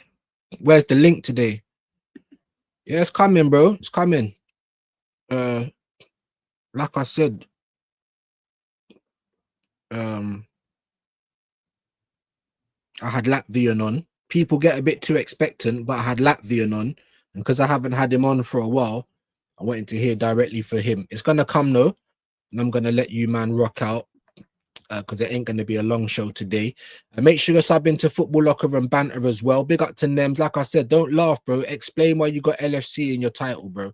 You might even lose the wrench over here for that. Do you know what I'm saying? What's all this about, bro? Huh? Explain that. Stop hyping out irrelevant wins that leads to not. Hey, listen, dopamine's it's a powerful thing, and it's gonna do what it do. We all want Arsenal to win, of course. You get me, but don't. Like I said, you can't be. We're not gonna win the title for winning one game. You can't be asking for apologies after one game. Like I said, let's have a sample size. Let us win the next 5 games. Play in that same way. You know, let Arteta continue to show decent substitutions, better team selection, handbrake off, because it was happening all last season. Noni has a couple of good games in terms of how he performs. Didn't really get no GNA, but everyone must apologize. Like, it's so reactionary, isn't it? It's so reactionary, man. Honestly. I will. I'll drop it, man. I'll drop it in a minute. Like I said, it ain't gonna be for long though, guys. So I've got a busy day, things to do, and I'm not feeling too well today, man. So sorry if I'm being grizzly. All good, bro. Relaxing, still looking for a job. You good? Ah, man. The job market, obviously, in London is you can find the job. You just probably end up doing something you don't want to do. But I don't know what it's like in Latvia. I hope it's good for you, man. Big up to James, 25 likes. Yeah, man. Links coming on. Big up to Pac-Man. Yo, views, my bro. I hope you've been good, man. Life been a madness. Yeah, I was gonna say, but I ain't seen you for a minute, bro. I ain't seen you for a minute. Hope you're good though, bro. You get me? You're saying life's been a madness. I hope it ain't been too mad. You know what I mean? Hope it ain't nothing that, you know, you can't come back from. But big up to you, my G. Hope you're good, man. I'm okay, starting to get that flu that is going round. Hey, what's going on, bro? Everyone's getting sick in it. I feel rotten today, guys. I'm not even gonna lie. So if I'm coming across a bit grizzly and that today, like I said, my apologies, man. Anyway, look, let me just get out the link. I'm gonna let you guys rock. But like I said, it's not Jerry Springer, in it. Please be aware, stay on topic. If I ask you about one thing, don't start talking about another. Don't overcut people. Be respectful, and we're all good. Let me just see if I've missed anyone in the chat. Big up to James.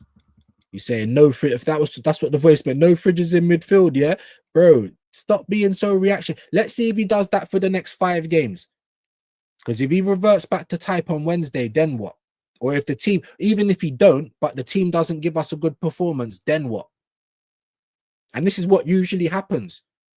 And when we're getting dog walked, and when we're getting knocked out of stuff, and when we're having shit performances, I'm not ringing up everyone saying, "Oh, I told you Arteta was shit." Do you know what I'm saying? Like, it's just so, I just don't understand it. I really don't. Compost Smurf, the enemy of my enemy is my friend. Only you lot can stop 21 going to the bin dippers, depressing as a United fan. Because let me be honest with you, I'm from the era where Man United's my rival. Tottenham's the noisy neighbour, of course, always gonna hope for badness on Tottenham, but Man United's my rival, isn't it? Fergie, Wenger, Keane, Vieira, Nistelrooy, Henry, like, stop it. Like, yeah? When football was good. Do you know what I'm saying? But that must be a mad position, my bro. But I get it. And you know what I'm saying? I'm even looking at Chelsea like, what the fuck? And Man City like, we need to win soon, because this whole Arsenal being the 3rd biggest club in the country, that's about to be duppied, bro. Two more trophies for Chelsea, bro, and we're 4th. Do you know what I'm saying? It's like we're in the twilight zone, innit? Like, we used to be the biggest institutions. Now, like, money's come along. And how can Pep have the cheek to try and say, "Oh, if Arteta wins the league, he's bought it"? It's crazy work. Appreciate it, Latvian Guna, Darren, Hendo, Sky Sports and USA Football showed the Gabriel Elbow and Walter Marde. The thing is, our players need to stop doing that kind of thing. It was just a minute after Newcastle scored. Okay, I was watching because mine was from a US network, CBS or whatever. They never showed it, bro. They just showed everyone running up to the referee. So I still haven't even seen it in live time. And like I said, if he did it, send him off. Keep the same energy. That's all I'm asking for, whether it goes for us or it don't. Because then no one can complain in it and feel hard done by. You know what I mean? You just have to blame yourself. Good to hear. I am okay, bro. You're putting in comments and you're not explaining why you've got LFC in your name, bro. We need the answer immediately. Yeah? Sully out of Top Boy immediately. We need an answer immediately. Newcastle were poor yesterday. You got what you deserved. I mean, I thought they were all right in stages. I thought we was very good in stages. Do you know what I'm saying? Second half, I thought we reverted back to type a little bit, but you know what I mean? I thought the team done well in spite, because Arteta was doing the right things up until we scored. Then he brought on Lewis Skelly. That doesn't scream to me, go and win the game. But we did it. So like I said, credit to the players. Credit to them for the mentality. I'm good, bro, watching from work. Big up to you, my G. I was at the game at Newcastle, man, so I couldn't see a thing. But most decisions look to go against us.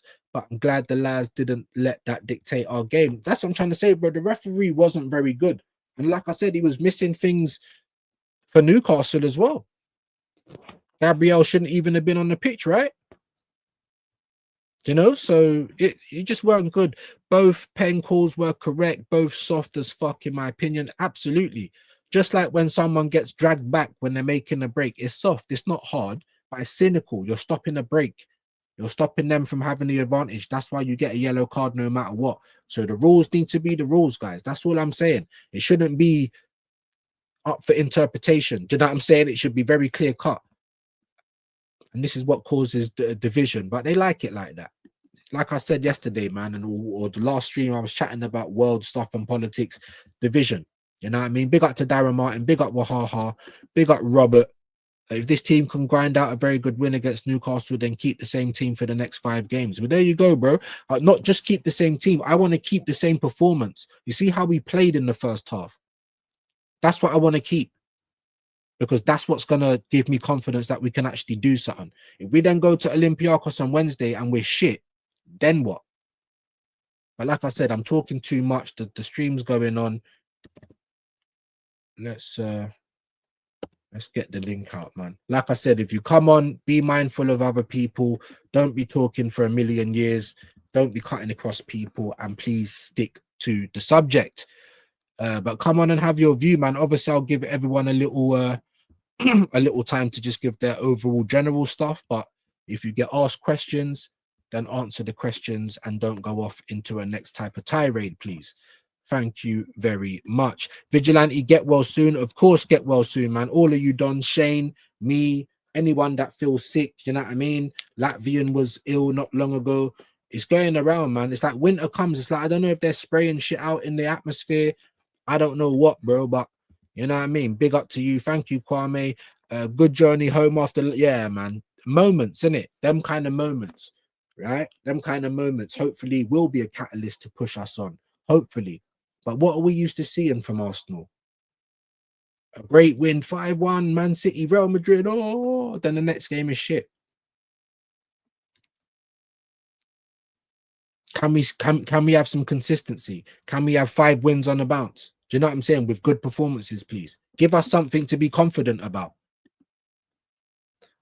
Demanding we win the PR this season. No more excuses. Hope you recover quickly. 4-0 down. Big up to you, my bro. Hope all is well. Big up to you. Big up the community. Big up to you, bro. Big up, man. All good. Feeling a bit ill, though, man. Like, I've been saying it for days. Yeah, drinking water, blowing my nose and all that. It's not very good, man. Big up all the views, OGs in the chat. Yeah, man. A few of you are popping out now, man. We're doing it. We're having a bit of an Oprah Winfrey season. We're trying to get people in. You know, YouTube, I don't know if they're sending out notifications. Make sure that you are tickling the bell, like Gunner for Life normally says. Make sure you're doing that, because we need all the help we can get, you know. But it won't always be good times, though, guys. It won't. Big up to Gary. Thanks for the support, chat. Remember to click the like and subscribe. Yeah, man. Make sure you're subbing to Gary as well. Views are listening in the background, really feeling shit. Going to, yeah, man. Rest up, man. Listen, even just having me on in the background, I appreciate that, man. Was going to carry on the Last of Us streams. We'll see how I feel later. Yeah, man, maybe you can do that, because it don't, you know what I mean? You can kind of sit back and play. You don't have to really chat with the chat as much. I hope you get well soon, bro. Yes, Static, how are you? Liverpool can be court views if we can win our 5 games. Yeah, because look what happened last season, right? We were shit for most of it. There was a point towards the end of the season where they had started drawing games, and that was them dropping points. Yeah, we got it back to like 4 points, and I was like, oh my days. That's why I was praying that we, you know, that we go and get a free, or just go and utilize January, whatever. We got it back to 4 points, and then 2 weeks later it's back to 15. And we do this too much. We do this too much. And let's be honest, guys. Yeah, in the last couple of years, yeah, it's people on this side of the fence that's been right way more than the other side of it. Let's just be honest. So let's have a decent sample size. Let's go and win, 5 to 10 games in a row, because that's championship winning form. Let's go and see, at least bloody 5 good performances. Not just, we've won, it's 1-0, we scraped that, we were hanging on for dear life. None of that. Let's go and see some good performances. Do you know what I'm saying? Let's have a bigger sample size. And then I might even be like, all right, cool. I didn't see it before, but maybe Arteta's making it click, or one game. Anyway, if you do not, I'll message you today, tomorrow, Instagram. Okay, all right. Big up to you, Static, man. Have a good day, bro. Thank you for passing through. I'm fine. Hope you're well. Have to go. Big up to Static, man. Big up Vigilante. Big up all of the mods. all of the day ones as well. Do you know what I mean? Really appreciate you guys. Yes, like Nem says, smash the likes. But like I said, bro, it's a whole heap of typing, bro. And we don't know why you've got LFC in your name, bro. If that ain't Luton Town, that you better explain yourself sharpish, bro. Hey, sharpish, bro. Later started. Big up all the legends in the chat, man. Big up was driving. Big up to you, Jamboy, man. Don't you worry. You got to be safe on the road. Big up to you, man. Legend, bro. Big moldy water had Gabriel rattled. Yeah, he did, bro. He did. He did. He's not a kind of ease that type of striker, but I didn't know. He don't even look like he's 6'6", you know. He looks tall, but he don't look like he's 6'6". You know what I'm saying? So really and truly, you get me? He's already scored 2 headers. Like, he's going to be good for a header. You know, decent, had him rattled, and I don't know why. Maybe they were doing dark arts as well. We know Newcastle are dirty as it is, but so were Arsenal. You want to try and do this dark art? Oh, because we used to get bullied, and now it's dark arts this, dark arts that. Gabriel went over easy for me. Gabriel's elbowing people. You should have been sent off. So with all of those other incidents, if Pope weren't an idiot, yeah, when it was like literally the last few seconds of the game, all you had to do was just waste a bit of time. Even if you would have got yellow, you would have left there with a point. But you chose to launch it into midfield. So everyone talking about how we deserved it and it was bound to happen and it was coming, all of that stuff. Well, was it? Because if Pope never just gave the ball away, but it's all ifs, in it. At the end of the day, he did. We got the win. Amazing win. The footballing gods were looking down on us, bro. Because all of our ops, Man City aside, because I was saying all of our ops, but Man City are our ops as well. They never bloody dropped points, did they? Playing against relegation headed Burnley. But most of the ops drop points. Do you know what I'm saying? And normally Arsenal don't pick up points. And it was looking shaky, bro. For 80 minutes, we were losing the game. That's why I was asking everyone on domestics yesterday for that second half. Like, did you honestly feel like we was gonna win? Did you honestly feel like we was gonna score a goal? Because I bloody didn't. Do you know what I'm saying? It happened. Just give me a second, Doctor. I hope you're well today, bro. Just give me 1 second. Just gonna get through a couple more of these. Kwame with the wrench. Big up Compass. Olympiacos home. Then wet spam. Yeah, home as well. Fulham. I mean, we're gonna speak about that. You lot will hammer West Ham if we see similar display to first half. Arsenal fan, big up all the bots over on Kick and Twitch. Let me see if there's anything else that needs to be said quickly. Probably best place for Odegaard. Not much cutting edge for a 10. Yeah, LFC, bro. What's going on with that? Like I said, Nems, you got answer for yourself, bro. That deserves a loss of the wrench. Yeah, I'm telling you, bro. If there's no answer by the end of this stream, it could be looking different for Nems tomorrow, bro. But anyway, look, Dr. Seymour, how you doing, bro? Hey, big up to you, man. Good morning. How's everything today? Feeling a bit ill, man. Man flu's coming. Do you know what I mean? But footballing wise, we're good. Footballing wise, we're feeling good. You know, it was a great win. It was a must win. You know, I don't know about how you felt about it. You know, but do you feel like you need to apologize today, bro? Do you feel like, how you feeling? Apologize. What exactly are we apologizing for again? No, I mean, like, I think it is funny, like the moment that we apply pressure, and I think as you said it, and as also I said it after the match, like this team needs to kick on for the rest of the season with the same kind of pressure, with the same kind of they just need to kick off utilizing like the same kind of energy in the second half, and credit where credit's due. Like the first half, up until we had that penalty call, like withdrawn from us, we were playing decent in the final third, and we were playing, and we were relatively stout in defense as well. So I think that overall manager got the selection of the team for the most part correct. I think, as we mentioned, there were a few names that probably should not have been there. But certainly in the second half, we had again, it's all about creating your own luck, and there are times where it feels like the referee is going completely against us, where it feels like everything is going against us. You have to do what's needed to get over the line, and the subs had come in that day. But again, this is just one game out of many. This just needs to be a continuity of it. Yeah, exactly. And that's my point. That is my point. So we can see, because like I said, you know, people point to the 22-23 season. You know, Arteta can play attacking football. We see glimpses of it in the games, even in games where for majority of it, you know, we are playing lethargic side to side, you know, horseshoe football, which is blatantly, that's the message. That's what's trained into this team. 100%. And Shay made a good point. And if you're playing like that way for like 2 years, it's very hard to just be able to switch into, you know, third, fourth gear and step up and get attacking all of a sudden. You kind of get, you know, ground down to the tempo of the game almost. Do you know what I'm saying? So, you know, I mean, let me ask you about the second half, bro? Because for me, like I said, you know, I credit the team's mentality kind of in terms of to keep going, because like I said, you know, he was making all of the right decisions up until we got the goal. And then he brought on Miles Lewis Skelly. So let me just kind of get your thoughts on the second half, you know, whether you thought we was sharp, whether you was confident we was going to get back into the game. Yeah, that's a great question. I mean, overall, I wasn't.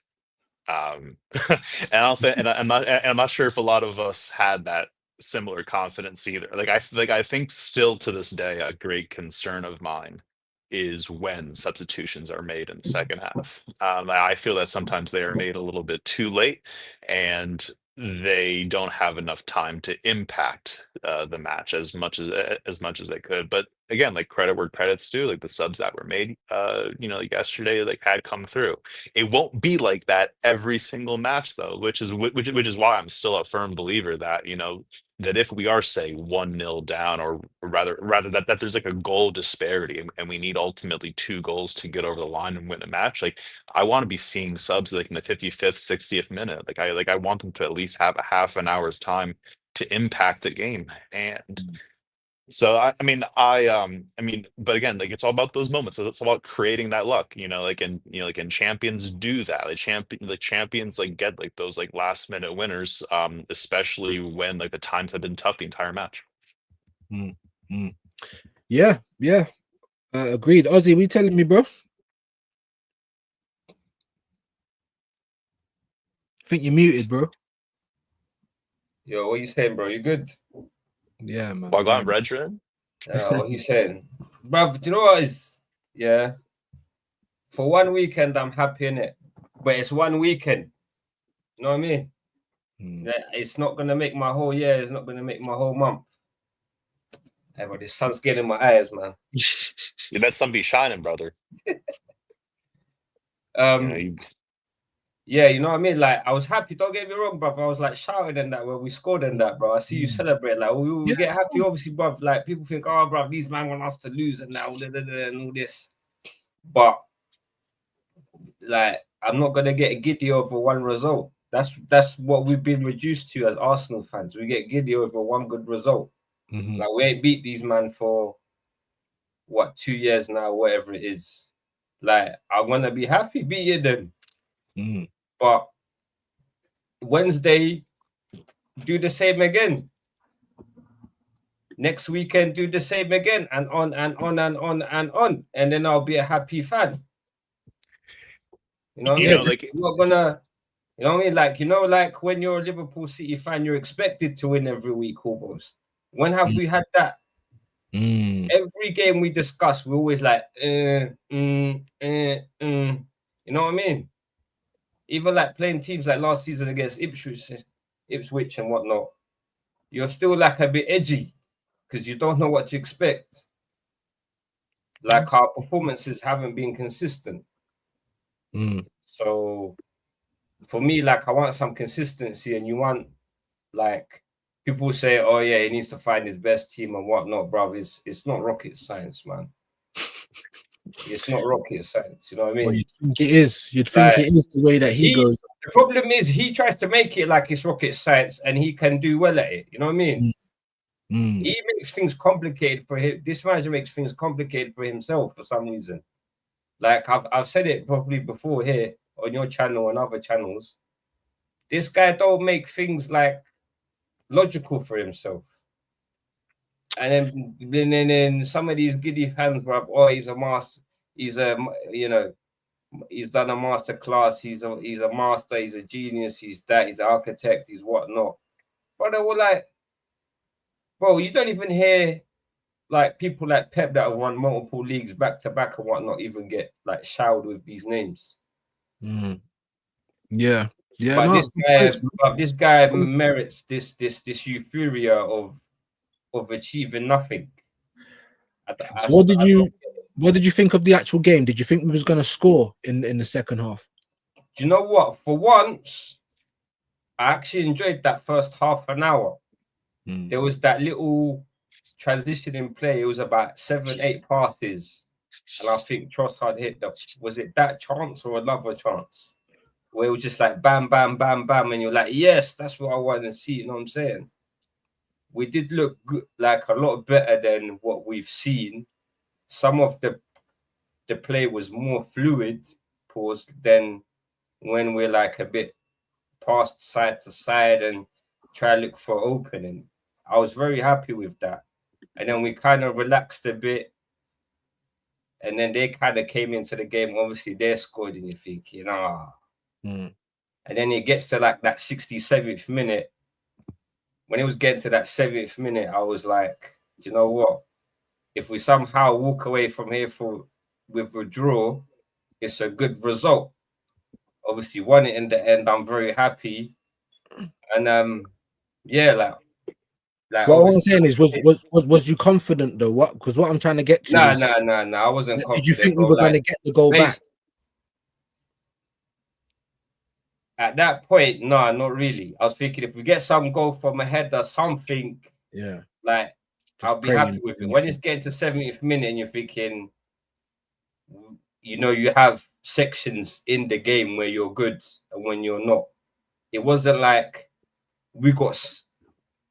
I wouldn't say like we got sucker punched with the first goal.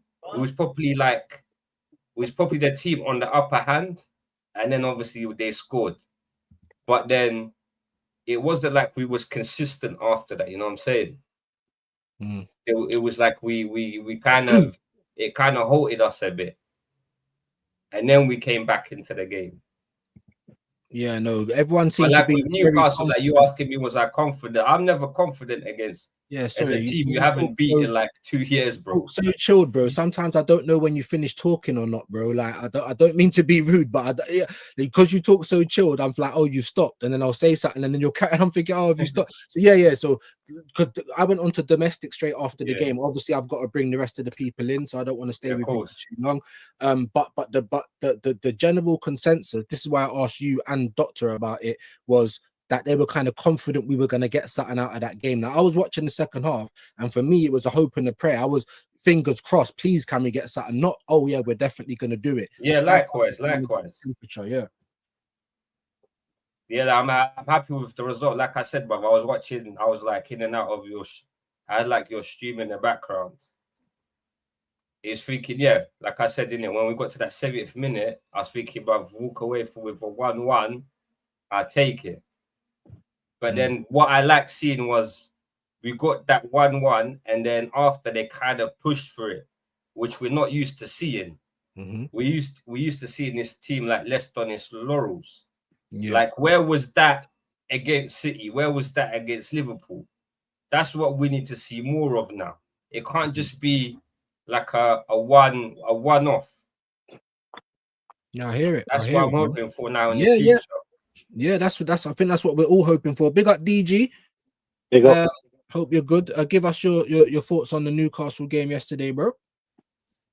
I was happy for the first, because as soon as I seen Eze in the 10, I was happy. I was like, this is what we've been waiting for. This is what we need. We need to see Eze in his preferred role, and first 35 minutes, that's the best I've seen from us so far this season. For a long time. We were attacking, we were all over them. We were all over Newcastle. And so with the penalty, I don't know. I'm hearing both sides. I don't know what it is. Some saying it's a penalty, some saying it wasn't. So I don't know. It's for me, when you watch it in real life, it's a penalty because he's obstructing him. Whether he hits him, whether he touches it, that's not the point. For me, it's a penalty. But anyway, that's neither here or there. So after that, I think we kind of dropped. We kind of dropped because I think it did get to the players. They thought, they felt a bit, like, oh, that should have been a penalty. And then Gabriel, come on, man, you got to do better than that. Gabriel Magalhaes is my guy, but that guy just let us down. He just fell on the floor. He just touched him and he fell on the floor. You can't be doing that. So we went 1-0 down. I thought, right, here we go. Is this going to be the same Arsenal as previous seasons? Are we going to fold? Are we just going to let them do whatever they want? And then he brought on, I think, made the subs, brought on Martinelli, brought on, is it Odegaard and someone else, I can't remember. And then we really had a go at them. I think we deserved to get, we deserved to get back into the game because the first 35 minutes of the first half and then the second half, I think last 20 minutes, I think we really had a go at them. So and when we got the equalizer, like, come on now, get the ball and win it. And we went for it. All right, some people will say we got lucky to get the win, but you earn your luck.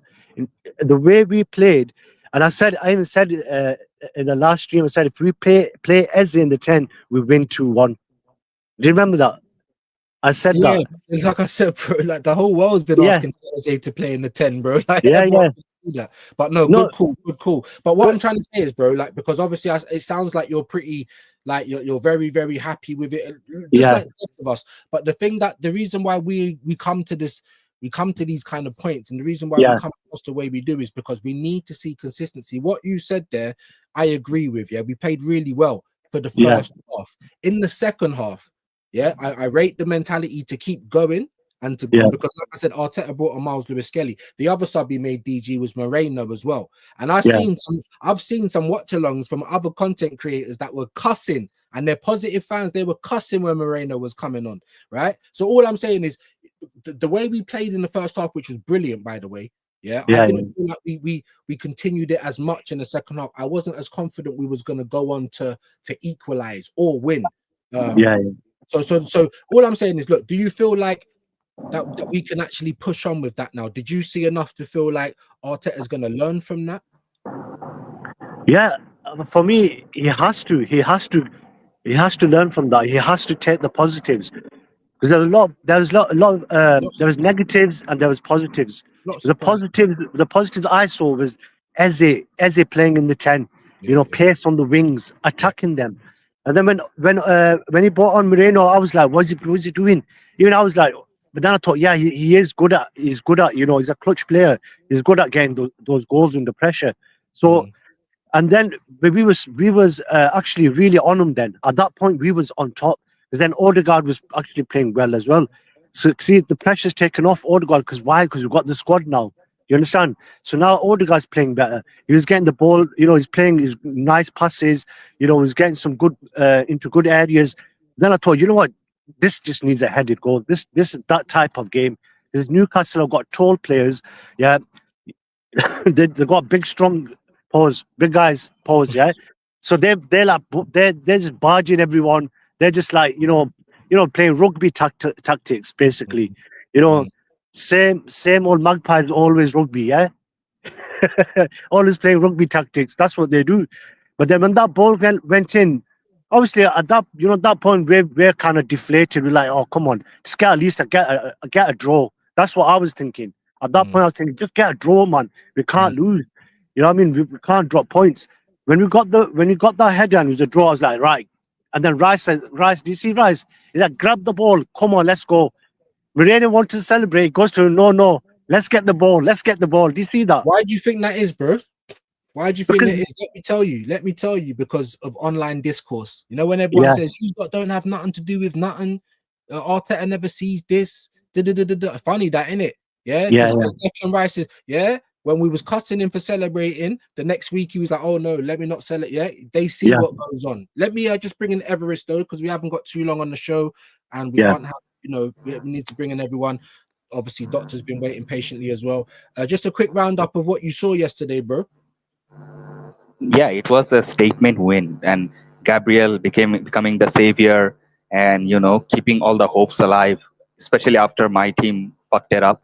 It has been a really nice, I would say, week for Arsenal because Chelsea lost, and also Spurs drew. So all of your London rivals are taking the in the mud. So yeah, it was nice, and I would say I rate how like resilient Arsenal was overall. They did not care what Mikel's tactic was or what sort of thing Mikel said. They played their own way. They wanted to get the win. They wanted to grab the win by the balls, paws. And it was really nice to see. Like for a change, you guys actually were the ones who were attacking the most.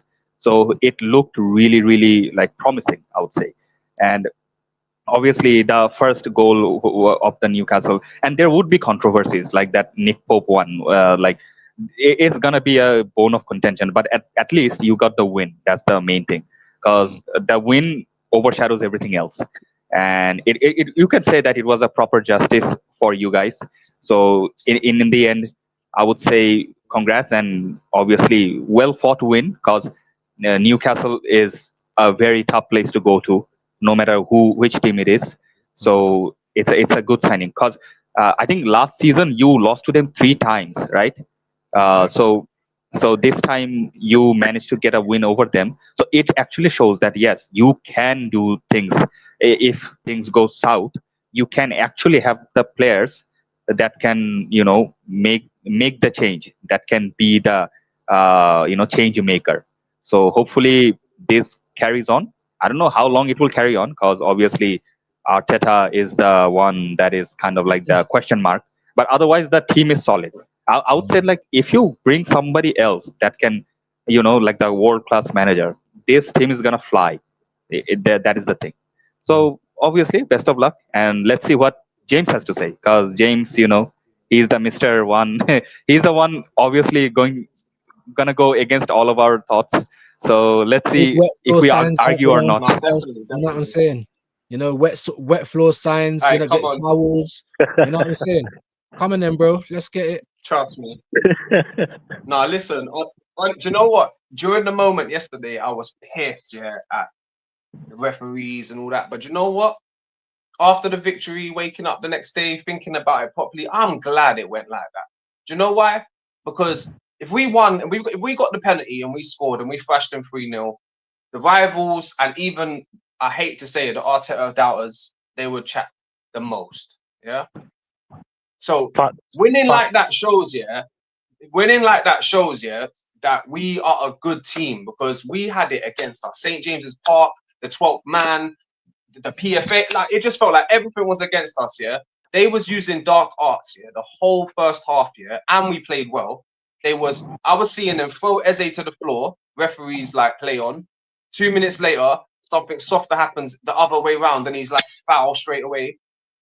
It just felt like everything was against us. Arteta made active and proactive attacking substitutes. He kept on Odegaard and threw on and kept on Eze and threw on Odegaard. And the reason why I was backstage, I listened to you. Reason why Odegaard played so well is because he was conducting. Yeah, he was conducting from deep. And if he can conduct from deep with no right back and Moreno up top with an extra man up top, he can do that starting the game next to Zubimendi in the 4-2-3-1. I just think the 4-2-3-1 needs to stay more than the 4-3-3, and that will fix a lot of our problems. And I love seeing Eze in that, just outside the box, right behind Gokras. I love it, man. I absolutely love it. I'm not here to slam and have a go at the Arteta doubters, because obviously when we lose, you have your points of view. When we win, we have our points of view. It's going to be like this until Judgment Day, towards the end of the season. So I'm not going to go too crazy, but I will say, if we didn't win yesterday, this whole stream right now, not just your stream views, but the streams will be talking about Marino. He came on. What was Arteta thinking? You know what I mean? So just everything went right for Arteta yesterday in the end, and I'm looking forward to our next set of fixtures. And I really think we can put some W's together, and really, like, hopefully by the end of 9-10 games, even the doubters might be on side, not to keep him for good, but to push the team and get the stadium like pumping again. Because I remember 2 games ago against City, that stadium was not good enough. Those fans in the stadium should be ashamed of themselves. They was not loud enough. They was not helping the team at all. We didn't need City to shut our fans up. The fans were shut up anyway. And I understand the fridges and all that, but hopefully, last thing, and then I'll let the next person go. Hopefully, Arteta, to answer the viewers' question, can learn from this, and hopefully we can get some more attacking lineups like this. And I bloody loved it. Come on, you goons. That's it. There you Listen, go. and I want to add that I've always said that your best signing is Eze. Like Gyökeres is just the thing you required, but what extra thing you actually like, like adding the salt in your curry, the thing that gives it flavor, that is Eze. I Eze agree. is going I to agree. definitely bang for you guys. No matter who is the manager, All right, like quickly, though, Eberechi, we need to Eze, come back round to Dr. yeah, Seymour because he's been waiting yeah, patiently. yeah, yeah. Of course, yes. I'm chilling, bro. I'm listening, baby. No, I'm just saying. Obviously, I want to go around in it. I don't want it to be because yeah, people say, "Oh, we're not at school," but yeah, I like to have some sort of order. You know what I'm saying? Not Jerry Springer, but obviously, cool. Like, I don't mind people jumping in, but like I said, when we got like what 1, 2, 3, 4, 5 of you. Do you know what I mean? So everyone's got to get off, and I've got to get off as well. And all right, cool. So I think we can all agree. We've all kind of had our little talk about the game and whatnot. And we'll try and move it on a little bit because the thing that I want to point out, and this is what Shane was pointing out as well, when he finally does all of the things that we've been asking him to do forever and a day, people Facts. need to come and say, "Oh, look, but he did it." All right, cool. Give me 5 more games of you doing that. Give me 5 more games of our team actually performing like that for me to say, "Oh, you know what? Maybe you got a point. Maybe I didn't see it." And when you do that, when you've given me 5 to 10 games, a decent run, good performances all the way through, title winning form, then maybe I'll say, all right, cool. But like I said, 1 game. So let's now hope. That's why I want to move it on to Olympiacos. What can we expect? This is what I want, because I'm expecting us to start like we did against Newcastle at St. James's. Let me ask you first, Doctor. Then I'll obviously come off screen. I've got to go toilet. Bear in mind that everyone's got to talk. Please don't cut over everyone. But yeah, just moving over to Olympiacos now, because I think we can all agree it was a must-win game. We won it. It's a results-based business, not too much complaints. My big thing is now, can we continue that on? What to expect from Olympiacos, Doctor? Yeah, well, that's a great segue. Because taking the result from Newcastle, I think the biggest thing for me, at least, is with respect to consistency. It's not to say that this squad doesn't have this in their locker. We know they've had it in their locker because we saw it 3 years ago, and the fact that we've only added even more to that should only just be further just underscoring that this team knows how to play, like on a more attacking front. It should be nothing less than 3 points against Olympiacos, and even furthermore, like we should be doing everything in our power and might to get back at them after they had dumped us out of the Europa League so many years ago. So I mean, I think what's so frustrating, at least for me, is that this man, I mean, like, if this manager is still figuring out what his best team is, at this stage, that to me is a problem. The fact that there's so much. But there is no best team right now. I don't think. I think How can there not be, my friend? No. Because I'll be honest with you. If I was in the manager's shoes, I obviously you see the best team, the best 11, but we've got more than the best 11 now. Like, we can leave out Odegaard and have a best 11 without Odegaard. We can leave out Eze and have a best, well, not really Eze, but you know what I'm saying. Like, we can leave Well, out certain players and still have a well, great lineup. yeah, well, right. We can still have a great lineup, but but still, to that end, as you just said, we can take Odegaard out from the starting 11, and that's still a top squad. In fact, I would argue Odegaard out of the squad is our best 11. If you, but rather inversely, if we take out Eze, that's suddenly not our best 11. So I would still say that there are players that are not in our squad. Like, for But example, it's so optional. But it's so optional now, and different manager that comes in might see it completely different. And I'm just saying, for me, that's what I'm saying. I might be crazy, but I see it yesterday. I've been saying it. People heard me say this before. Odegaard can play in a 4-2-3-1 next to in the pivot. I know that sounds crazy to some people, but I do think it's possible. and what you're saying is, like, so in the pivot, it would be Odegaard and Zubimendi, and Rice is on the bench. Yeah, or Rice and Odegaard and Zubimendi on the bench. That's what I'm trying to say. There's so many options that can make this squad better. And one last thing I want to add here. I just feel like in the CLs, we can keep our 4-3-3 and we can still do what we're doing in the Champions League. But I feel like in the Premier League, the 4-2-3-1, we need to continue that because we've played all these Premier League teams. Then they're used to our system. Like going to the 4-2-3-1 in the Premier League, yeah, it's gonna shock teams. It's gonna put them like they won't be able to, especially in the first couple of weeks. They're not gonna be able to like have background, like when they do training sessions and they might talk about how to nullify Arsenal. It'll be harder for them to do it straight away because we've changed to the 4-4-2 in the Premier League and then keep the 4-3-3 in the Champions League. That's just an idea I got, but yeah. All I'm gonna say is that like for Olympiacos, like it should be nothing but 3 points. And furthermore, like as as we were saying, like, from the Newcastle win, we need to be rather like Arteta was under pressure leading up to Newcastle. Like you could tell that the fire was licking his feet, and it's still unbeknownst whether or not like Josh or Berta had come to Arteta and said like, look, you need to play Eze in the 10. There's no other way around it. So to that end, like I like anyone else here, we want to see trophies. It doesn't matter who is on the field, like leading us out. Doesn't matter who is in who's in the dugout. Like we need people that just get over the line. End of story. So at the end of the day, I don't care if it's fucking Fred Flintstone, like managing this squad either, right? I just need someone who is consistent, and also like again, like this pressure needs to be applied for the remainder of the season. Like this manager needs to know that his job is on the line if he does not get us a major honor. And if he, and if he performs like how we had against Newcastle, then so be it. Yeah, man. I don't know. Obviously, I was at the toilet. I don't know who's spoken and who ain't about only me and Dr. Simo. Yeah. So what do the rest of you guys think about Olympia? Obviously, I'll start with the Arsenal fans and I'll come to Everest. Ozzy, Olympiacos. What can we expect, man? Bro, I'm hoping for the same again, innit? Like, just continue on the good performance that we had, but I won't be surprised if he changes it again. That's the issue, innit?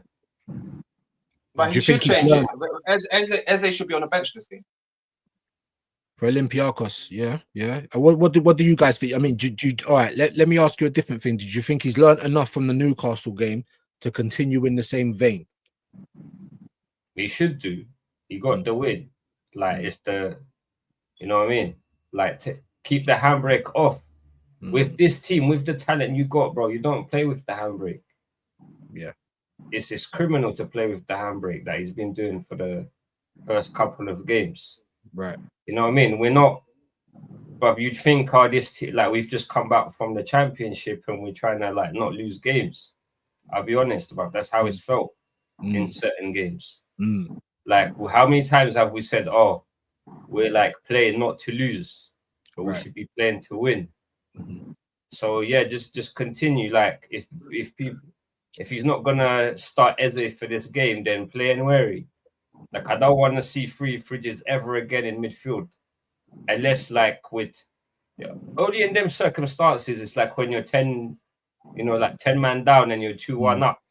That's the only time you should be playing like that. Or if he does it again, then you're like, you know what I mean? Then you're just like, oh, here we go again, sort of thing. And how many times have we seen that?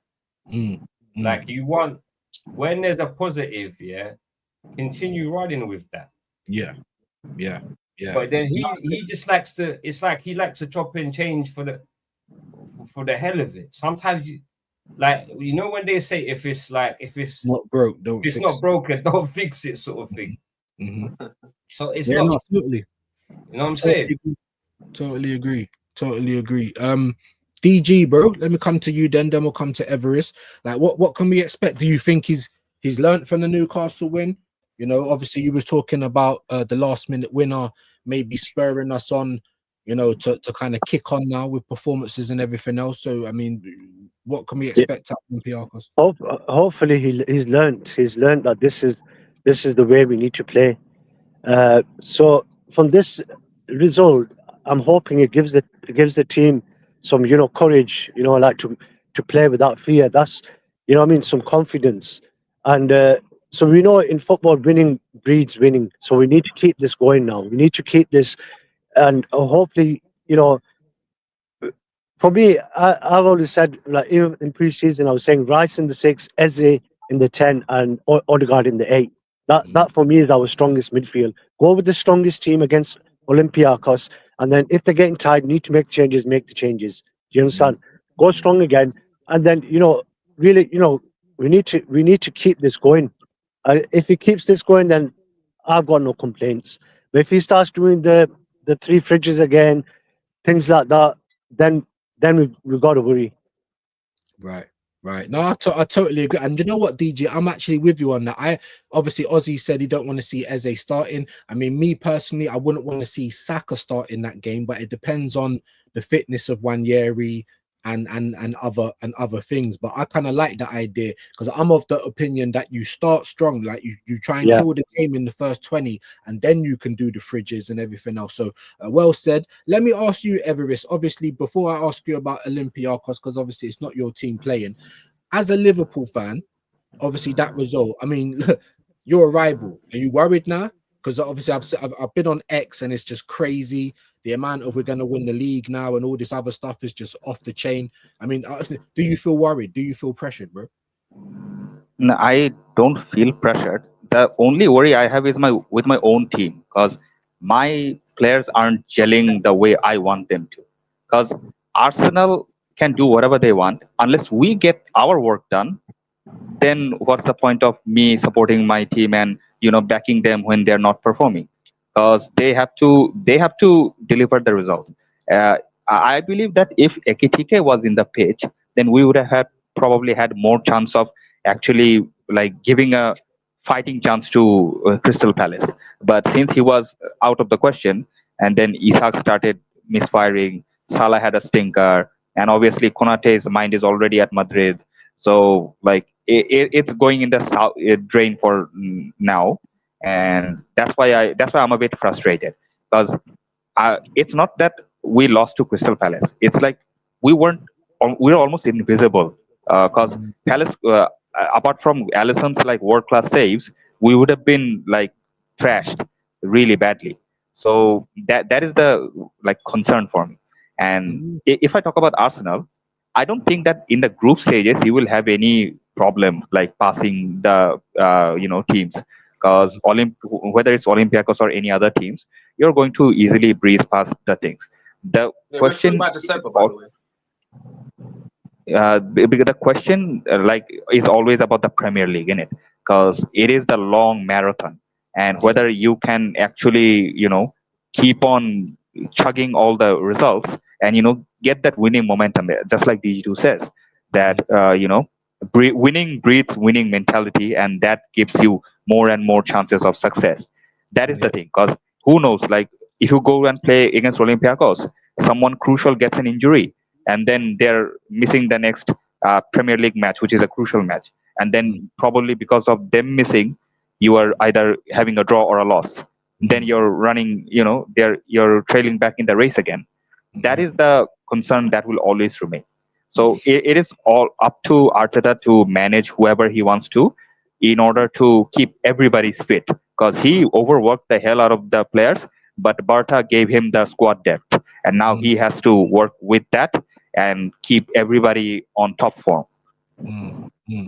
If I could, just like briefly make an amendment, and I would also say as well, like Eze is a must start for every single game. Rather like at this stage, like he is already. I mean, like we already knew the kind of quality that he had. Like at Crystal Palace, we've already seen his. We've already seen his impact, like whether it's been as a sub role or whether it's been starting. Like he's a must start, and he and Gyökeres they need to gel a lot more because rather I am not putting any pressure on Gyökeres. I think that this manager is not getting the best out of him, but like they need to play together, and they need to build like a better like relationship on the field. No, do you know what? That's a great point. The relationship on the field. I want to ask about this, right? Because this is how bad it's coming, right? Because obviously We want to see Eze in the right place. We don't want to see him out on the touchline, even though he can do that job, even though, you know, we've gotten results with him out there, and even though he's done well when he has been out there. It's not really where he excels. And then people are now just only introduced to the fact that, hold on, do you know what I mean? If you play him maybe alongside Eze, and if you look at it, when Odegaard came on, he was kind of more on the left side to begin with. You know, the pressure's off him. He's not the only linchpin in terms of creation. Do you know what I mean? And then you've almost got 2 10s on the pitch. They want to say it's 2 8s now, left and right 8. I don't really care how you want to call it, you know, if it makes both of them play. Now, I would accept that purely because, like I said, Arteta's Angels, like now Odegaard's got on the pitch, like is probably guaranteed to either start or be featuring heavy in the next game.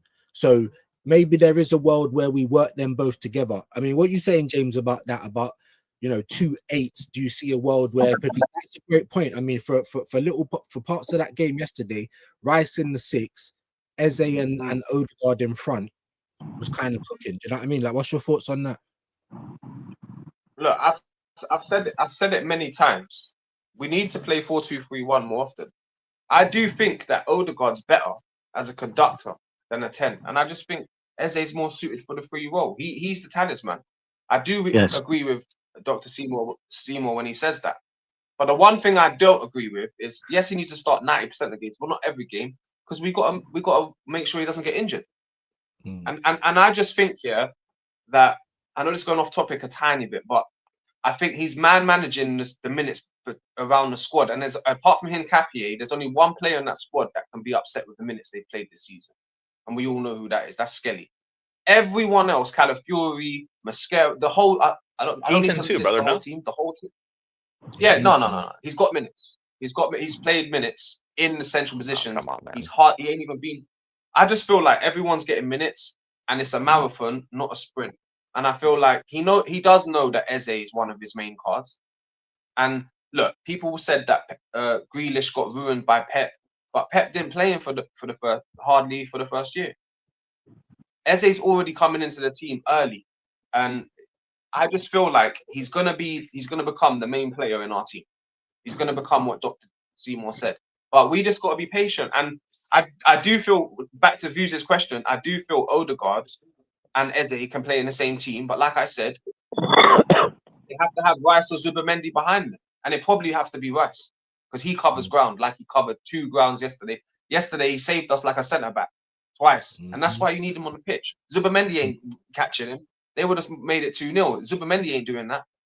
So I know Rice ain't good on the turn and that, but that's what I'm saying. Arteta has to manage his squad and show us why he bought all these versatile players, and show us something crazy like alternative, keep going from one formation to another, and like that's what I think he needs to do. I'll come back, obviously trying to keep it clockwise still. I'll come back to you, Dr. Seymour. In terms of, like I said, is there a world where, you know, we might be able to get like a Rice in the lone 6 and 2 8s, a left and a right 8, like Arteta, because that's how he wants to say it. For me, you just got 2 10s in there, but not a problem. Do you know what I mean? You know, potato. Is there a world where, you know, we can see this happening? I mean, I guess that's like, I guess the follow-up question is, you know, like, can we see a world where Mikel is flexible enough to do that? You know, I don't know. Like, we know that he has his favorites, and we also know how rigid he can be as well, in his tactical makeup. So I think I'll keep this very short and sweet. I mean, I think like everything at this club, seeing is believing, and we can't believe in something until we actually see it. You know, like I think a lot of the, if you even want to characterize it as impatience, I think it's more frustration. And again, like I think it's more frustrating even from like even from the other perspective of, say, like Ethan, as well as like Lewis Skelly, simply because I mean, like, again, like like Lewis Skelly first and foremost, like, was proving it all last year, and now he's just been, you know, inconsequentially just dropped, you know, like on a dime. And and Ethan as well. Everyone was talking about how Ethan is, like the second greatest young player in the world, just right behind Lamine Yamal. And if he's that quality of a talent, why is he, like not getting the minutes that he, that he deserves? Again, he's proven, he's proven some games, that he can play out on right wing. But rather, I think he should be like a guaranteed sub in the majority of games. We need to be ensuring that he's getting minutes so that he's developing. And if he's not, send him out on loan.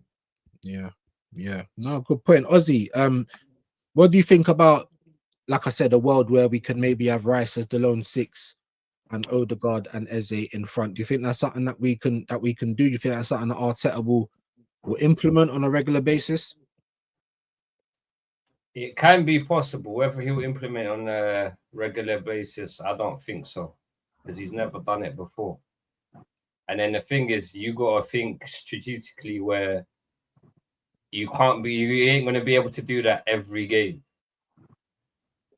So he needs to think what games he can play to attacking midfielders with, and what games he'll play Rice and Zubimendi in the pivot. So, well, I'd like to see it happen, but don't just kind of randomly just do it against in a crucial game. Do it in a game where you can afford to experiment. Because the thing is, we've gone past the time for experimenting. Like, if you was to try this out, you should have tried it in the pre-season. But obviously, we're past that now. So, as the game, like every game now is really a crunch game, regardless of who you're playing. So, I'd rather just kind of go with what's working till you're forced to make a change, because then you'll get, the players will gel better. They'll find their feet, and a few players haven't really found their feet just yet. So I'd rather just kind of stick with what's working, form them relationships, work out how I can play to this Gokares strengths, because we're still seeing Gokares style of service. You know what I'm saying? The guy runs around, but he's just running around for running's sake. He's not getting fed the ball where he needs to get fed the ball. Right. And the only person I can see that can feed him the ball and has fed him the ball is Eze. Eze, yeah. So I'd rather Eze just carry on starting.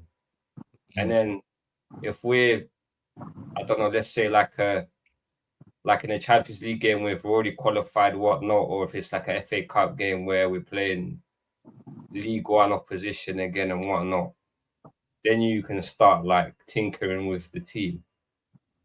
But other than that, like I said, innit, if it's not broken, don't fix it. Yeah, fair play. We're not. I don't think we're in the baddest position as Liverpool, where they're still trying to figure out how to link up.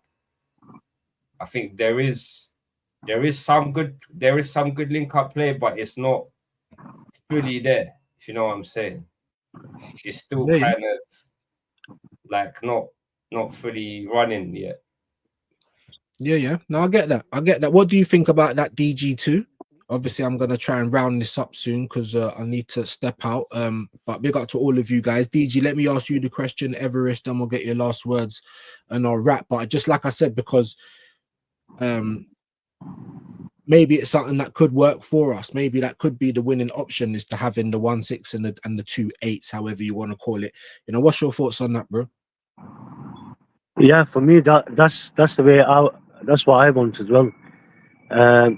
Because Gyökeres, he needs service. Like back in the days, you'd have it'd be a 4-4-2. You'd have two strikers. You'd have a second striker helping the striker. But nowadays it's all changed. So now it's it's only the lone striker. So he needs service. So for me, yeah, it makes sense with Eze, Odegaard, or Ethan and Eze. The two. For me, it's 2 10s. Yeah. If he's got 2 10s behind him, supplying him constantly, he's going to score. He's a top striker. You know what I mean? So he needs that service. So like this should have been done in pre-season. This should have been done then. So now he would have been, the wall would have been adjusted, would have been used to each other. Do you know what I mean? He's left it too late. He's experimenting in the season.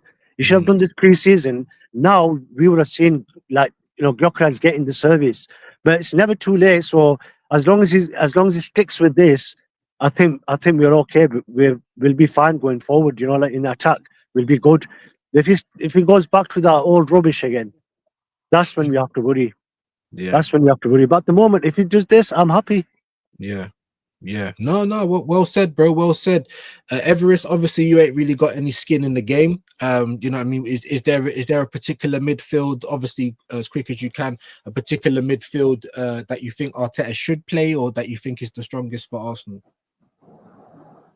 Well, the thing is that he just has to set up people that can actually attack and feed the ball and stay, provide creativity for either Gyökeres or maybe Saka if he cuts inside, whoever it is.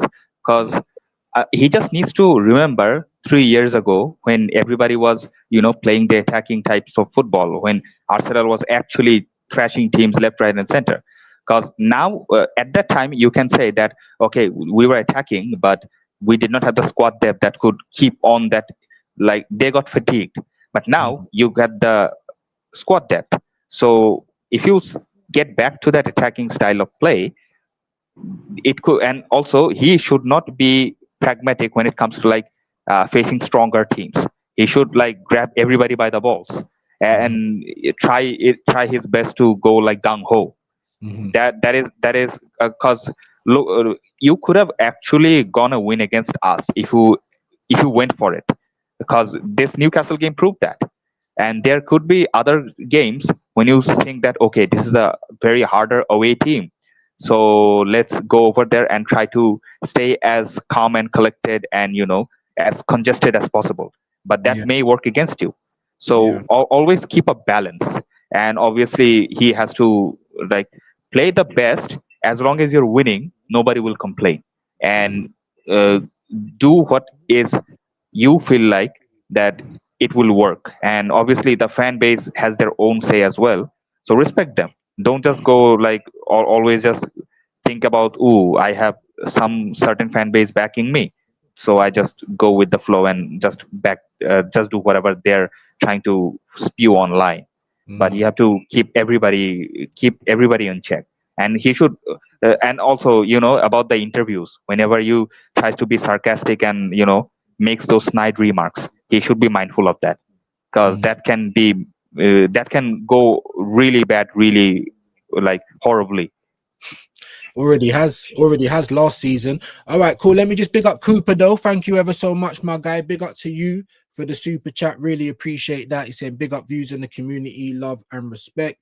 Straight back out to you. Thank you for that. The sponsor of the show today. So big up to you. Let's get everyone's last words. Obviously, I've got another show at 3 and I've got things to do, so now I've got to get out of here. James, man, what you got coming up, bro? No, I don't need to do all that, man. Thanks for having me. Honestly, man, it was good, man.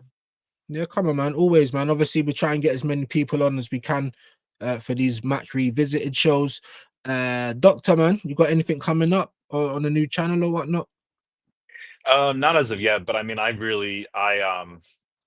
so unfortunately, I have not been able to find a new job, which has been the impediment to formally announce that channel. So I may have to just revamp just slightly, but I do need to start getting some content out. So basically, if anyone's interested in some political philosophy or just philosophy in general, if you just want to have a nice little chat about the world going on right now, come take a look at my channel, America's Public Servant, and hope to see you there. But as far as Arsenal is concerned, only thing I'm interested in is a major trophy this year. And if we're not seeing armpits in May at the end of the season, then there's mad problems going on here. So big up. Yeah, big up, man. Ozzy, anything coming up on your channel, bro? I want to try to do a stream just on my take at some point. I don't know when I'll do it yet. But yeah, other than that, again, I've kind of been slower on the content side of things. I'm still trying to get used to this YouTube space, man. The Mm. thumbnails is the one that's hard. That I'm still trying to figure out. I But talk to James. yeah. That's But a yeah, private joke. You know? other than that, no, big up everyone, big up the chat as always. Like and subscribe, you know, show love to my guy Views and everyone else. Yeah, and blessed for having us on. Yeah, come on, man. DG, I know obviously do you even do your own channel or do you just jump on? No, I don't do my own channel. No, I just come on just to talk about Arsenal. But just keep going. We need to keep winning. That's all I want to see. And as long as we're winning, I'm happy. Everyone will be happy, and We're all happy. We're all happy. Exactly. But as long as we keep on going, then everyone will be on the same page. Everest, your channel, bro, what you got coming up? Well, due to the new job, I've been super busy, so I haven't been actually streaming or doing anything to post. But I'm trying to get accustomed to the schedule, and maybe in October I can maybe get into a little bit of a flow and do at least once a week. Because completely going like offline is kind of a detriment. So it would be nice to at least post once a while. So hopefully I can do that. I think I'm on 59 subscriptions on YouTube. So if somebody is here generous enough to get me at least one of those, so it would be really nice because a rounded up number looks really nice. So yeah. And big up Put to your Views. links in the chat so I can sub to you lot. Yeah, man. Make sure that James, everyone. I think you're already sub to me, by the way. I Okay, think most of the people, but we got a couple people in here that haven't been around here for a minute. So, like I said, all of the links are, make sure we're getting them all in mods for everyone that's been on the panel that has channels, of course. You get me? Big up to all of you for coming on. This is obviously going to be regular after every game. We're going to do the game revisited, so we get the fans on to have their say. And yeah, big up to all of you guys. Like I said, I am back at 3 o'clock, so it's not very long a wait. Big up to Bay Ledge. We're doing it under the lens, and then might be back later with Northside.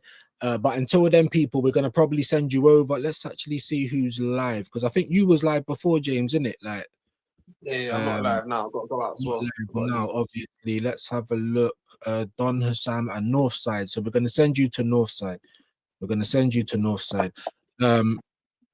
So let me just make sure that that's saved. Hopefully. But yeah, man, thank you to everyone for coming on. Like I said, make sure you're subscribing, smashing the like, and we'll be back again at 3 p.m. people. Peace, man. Peace. Bless.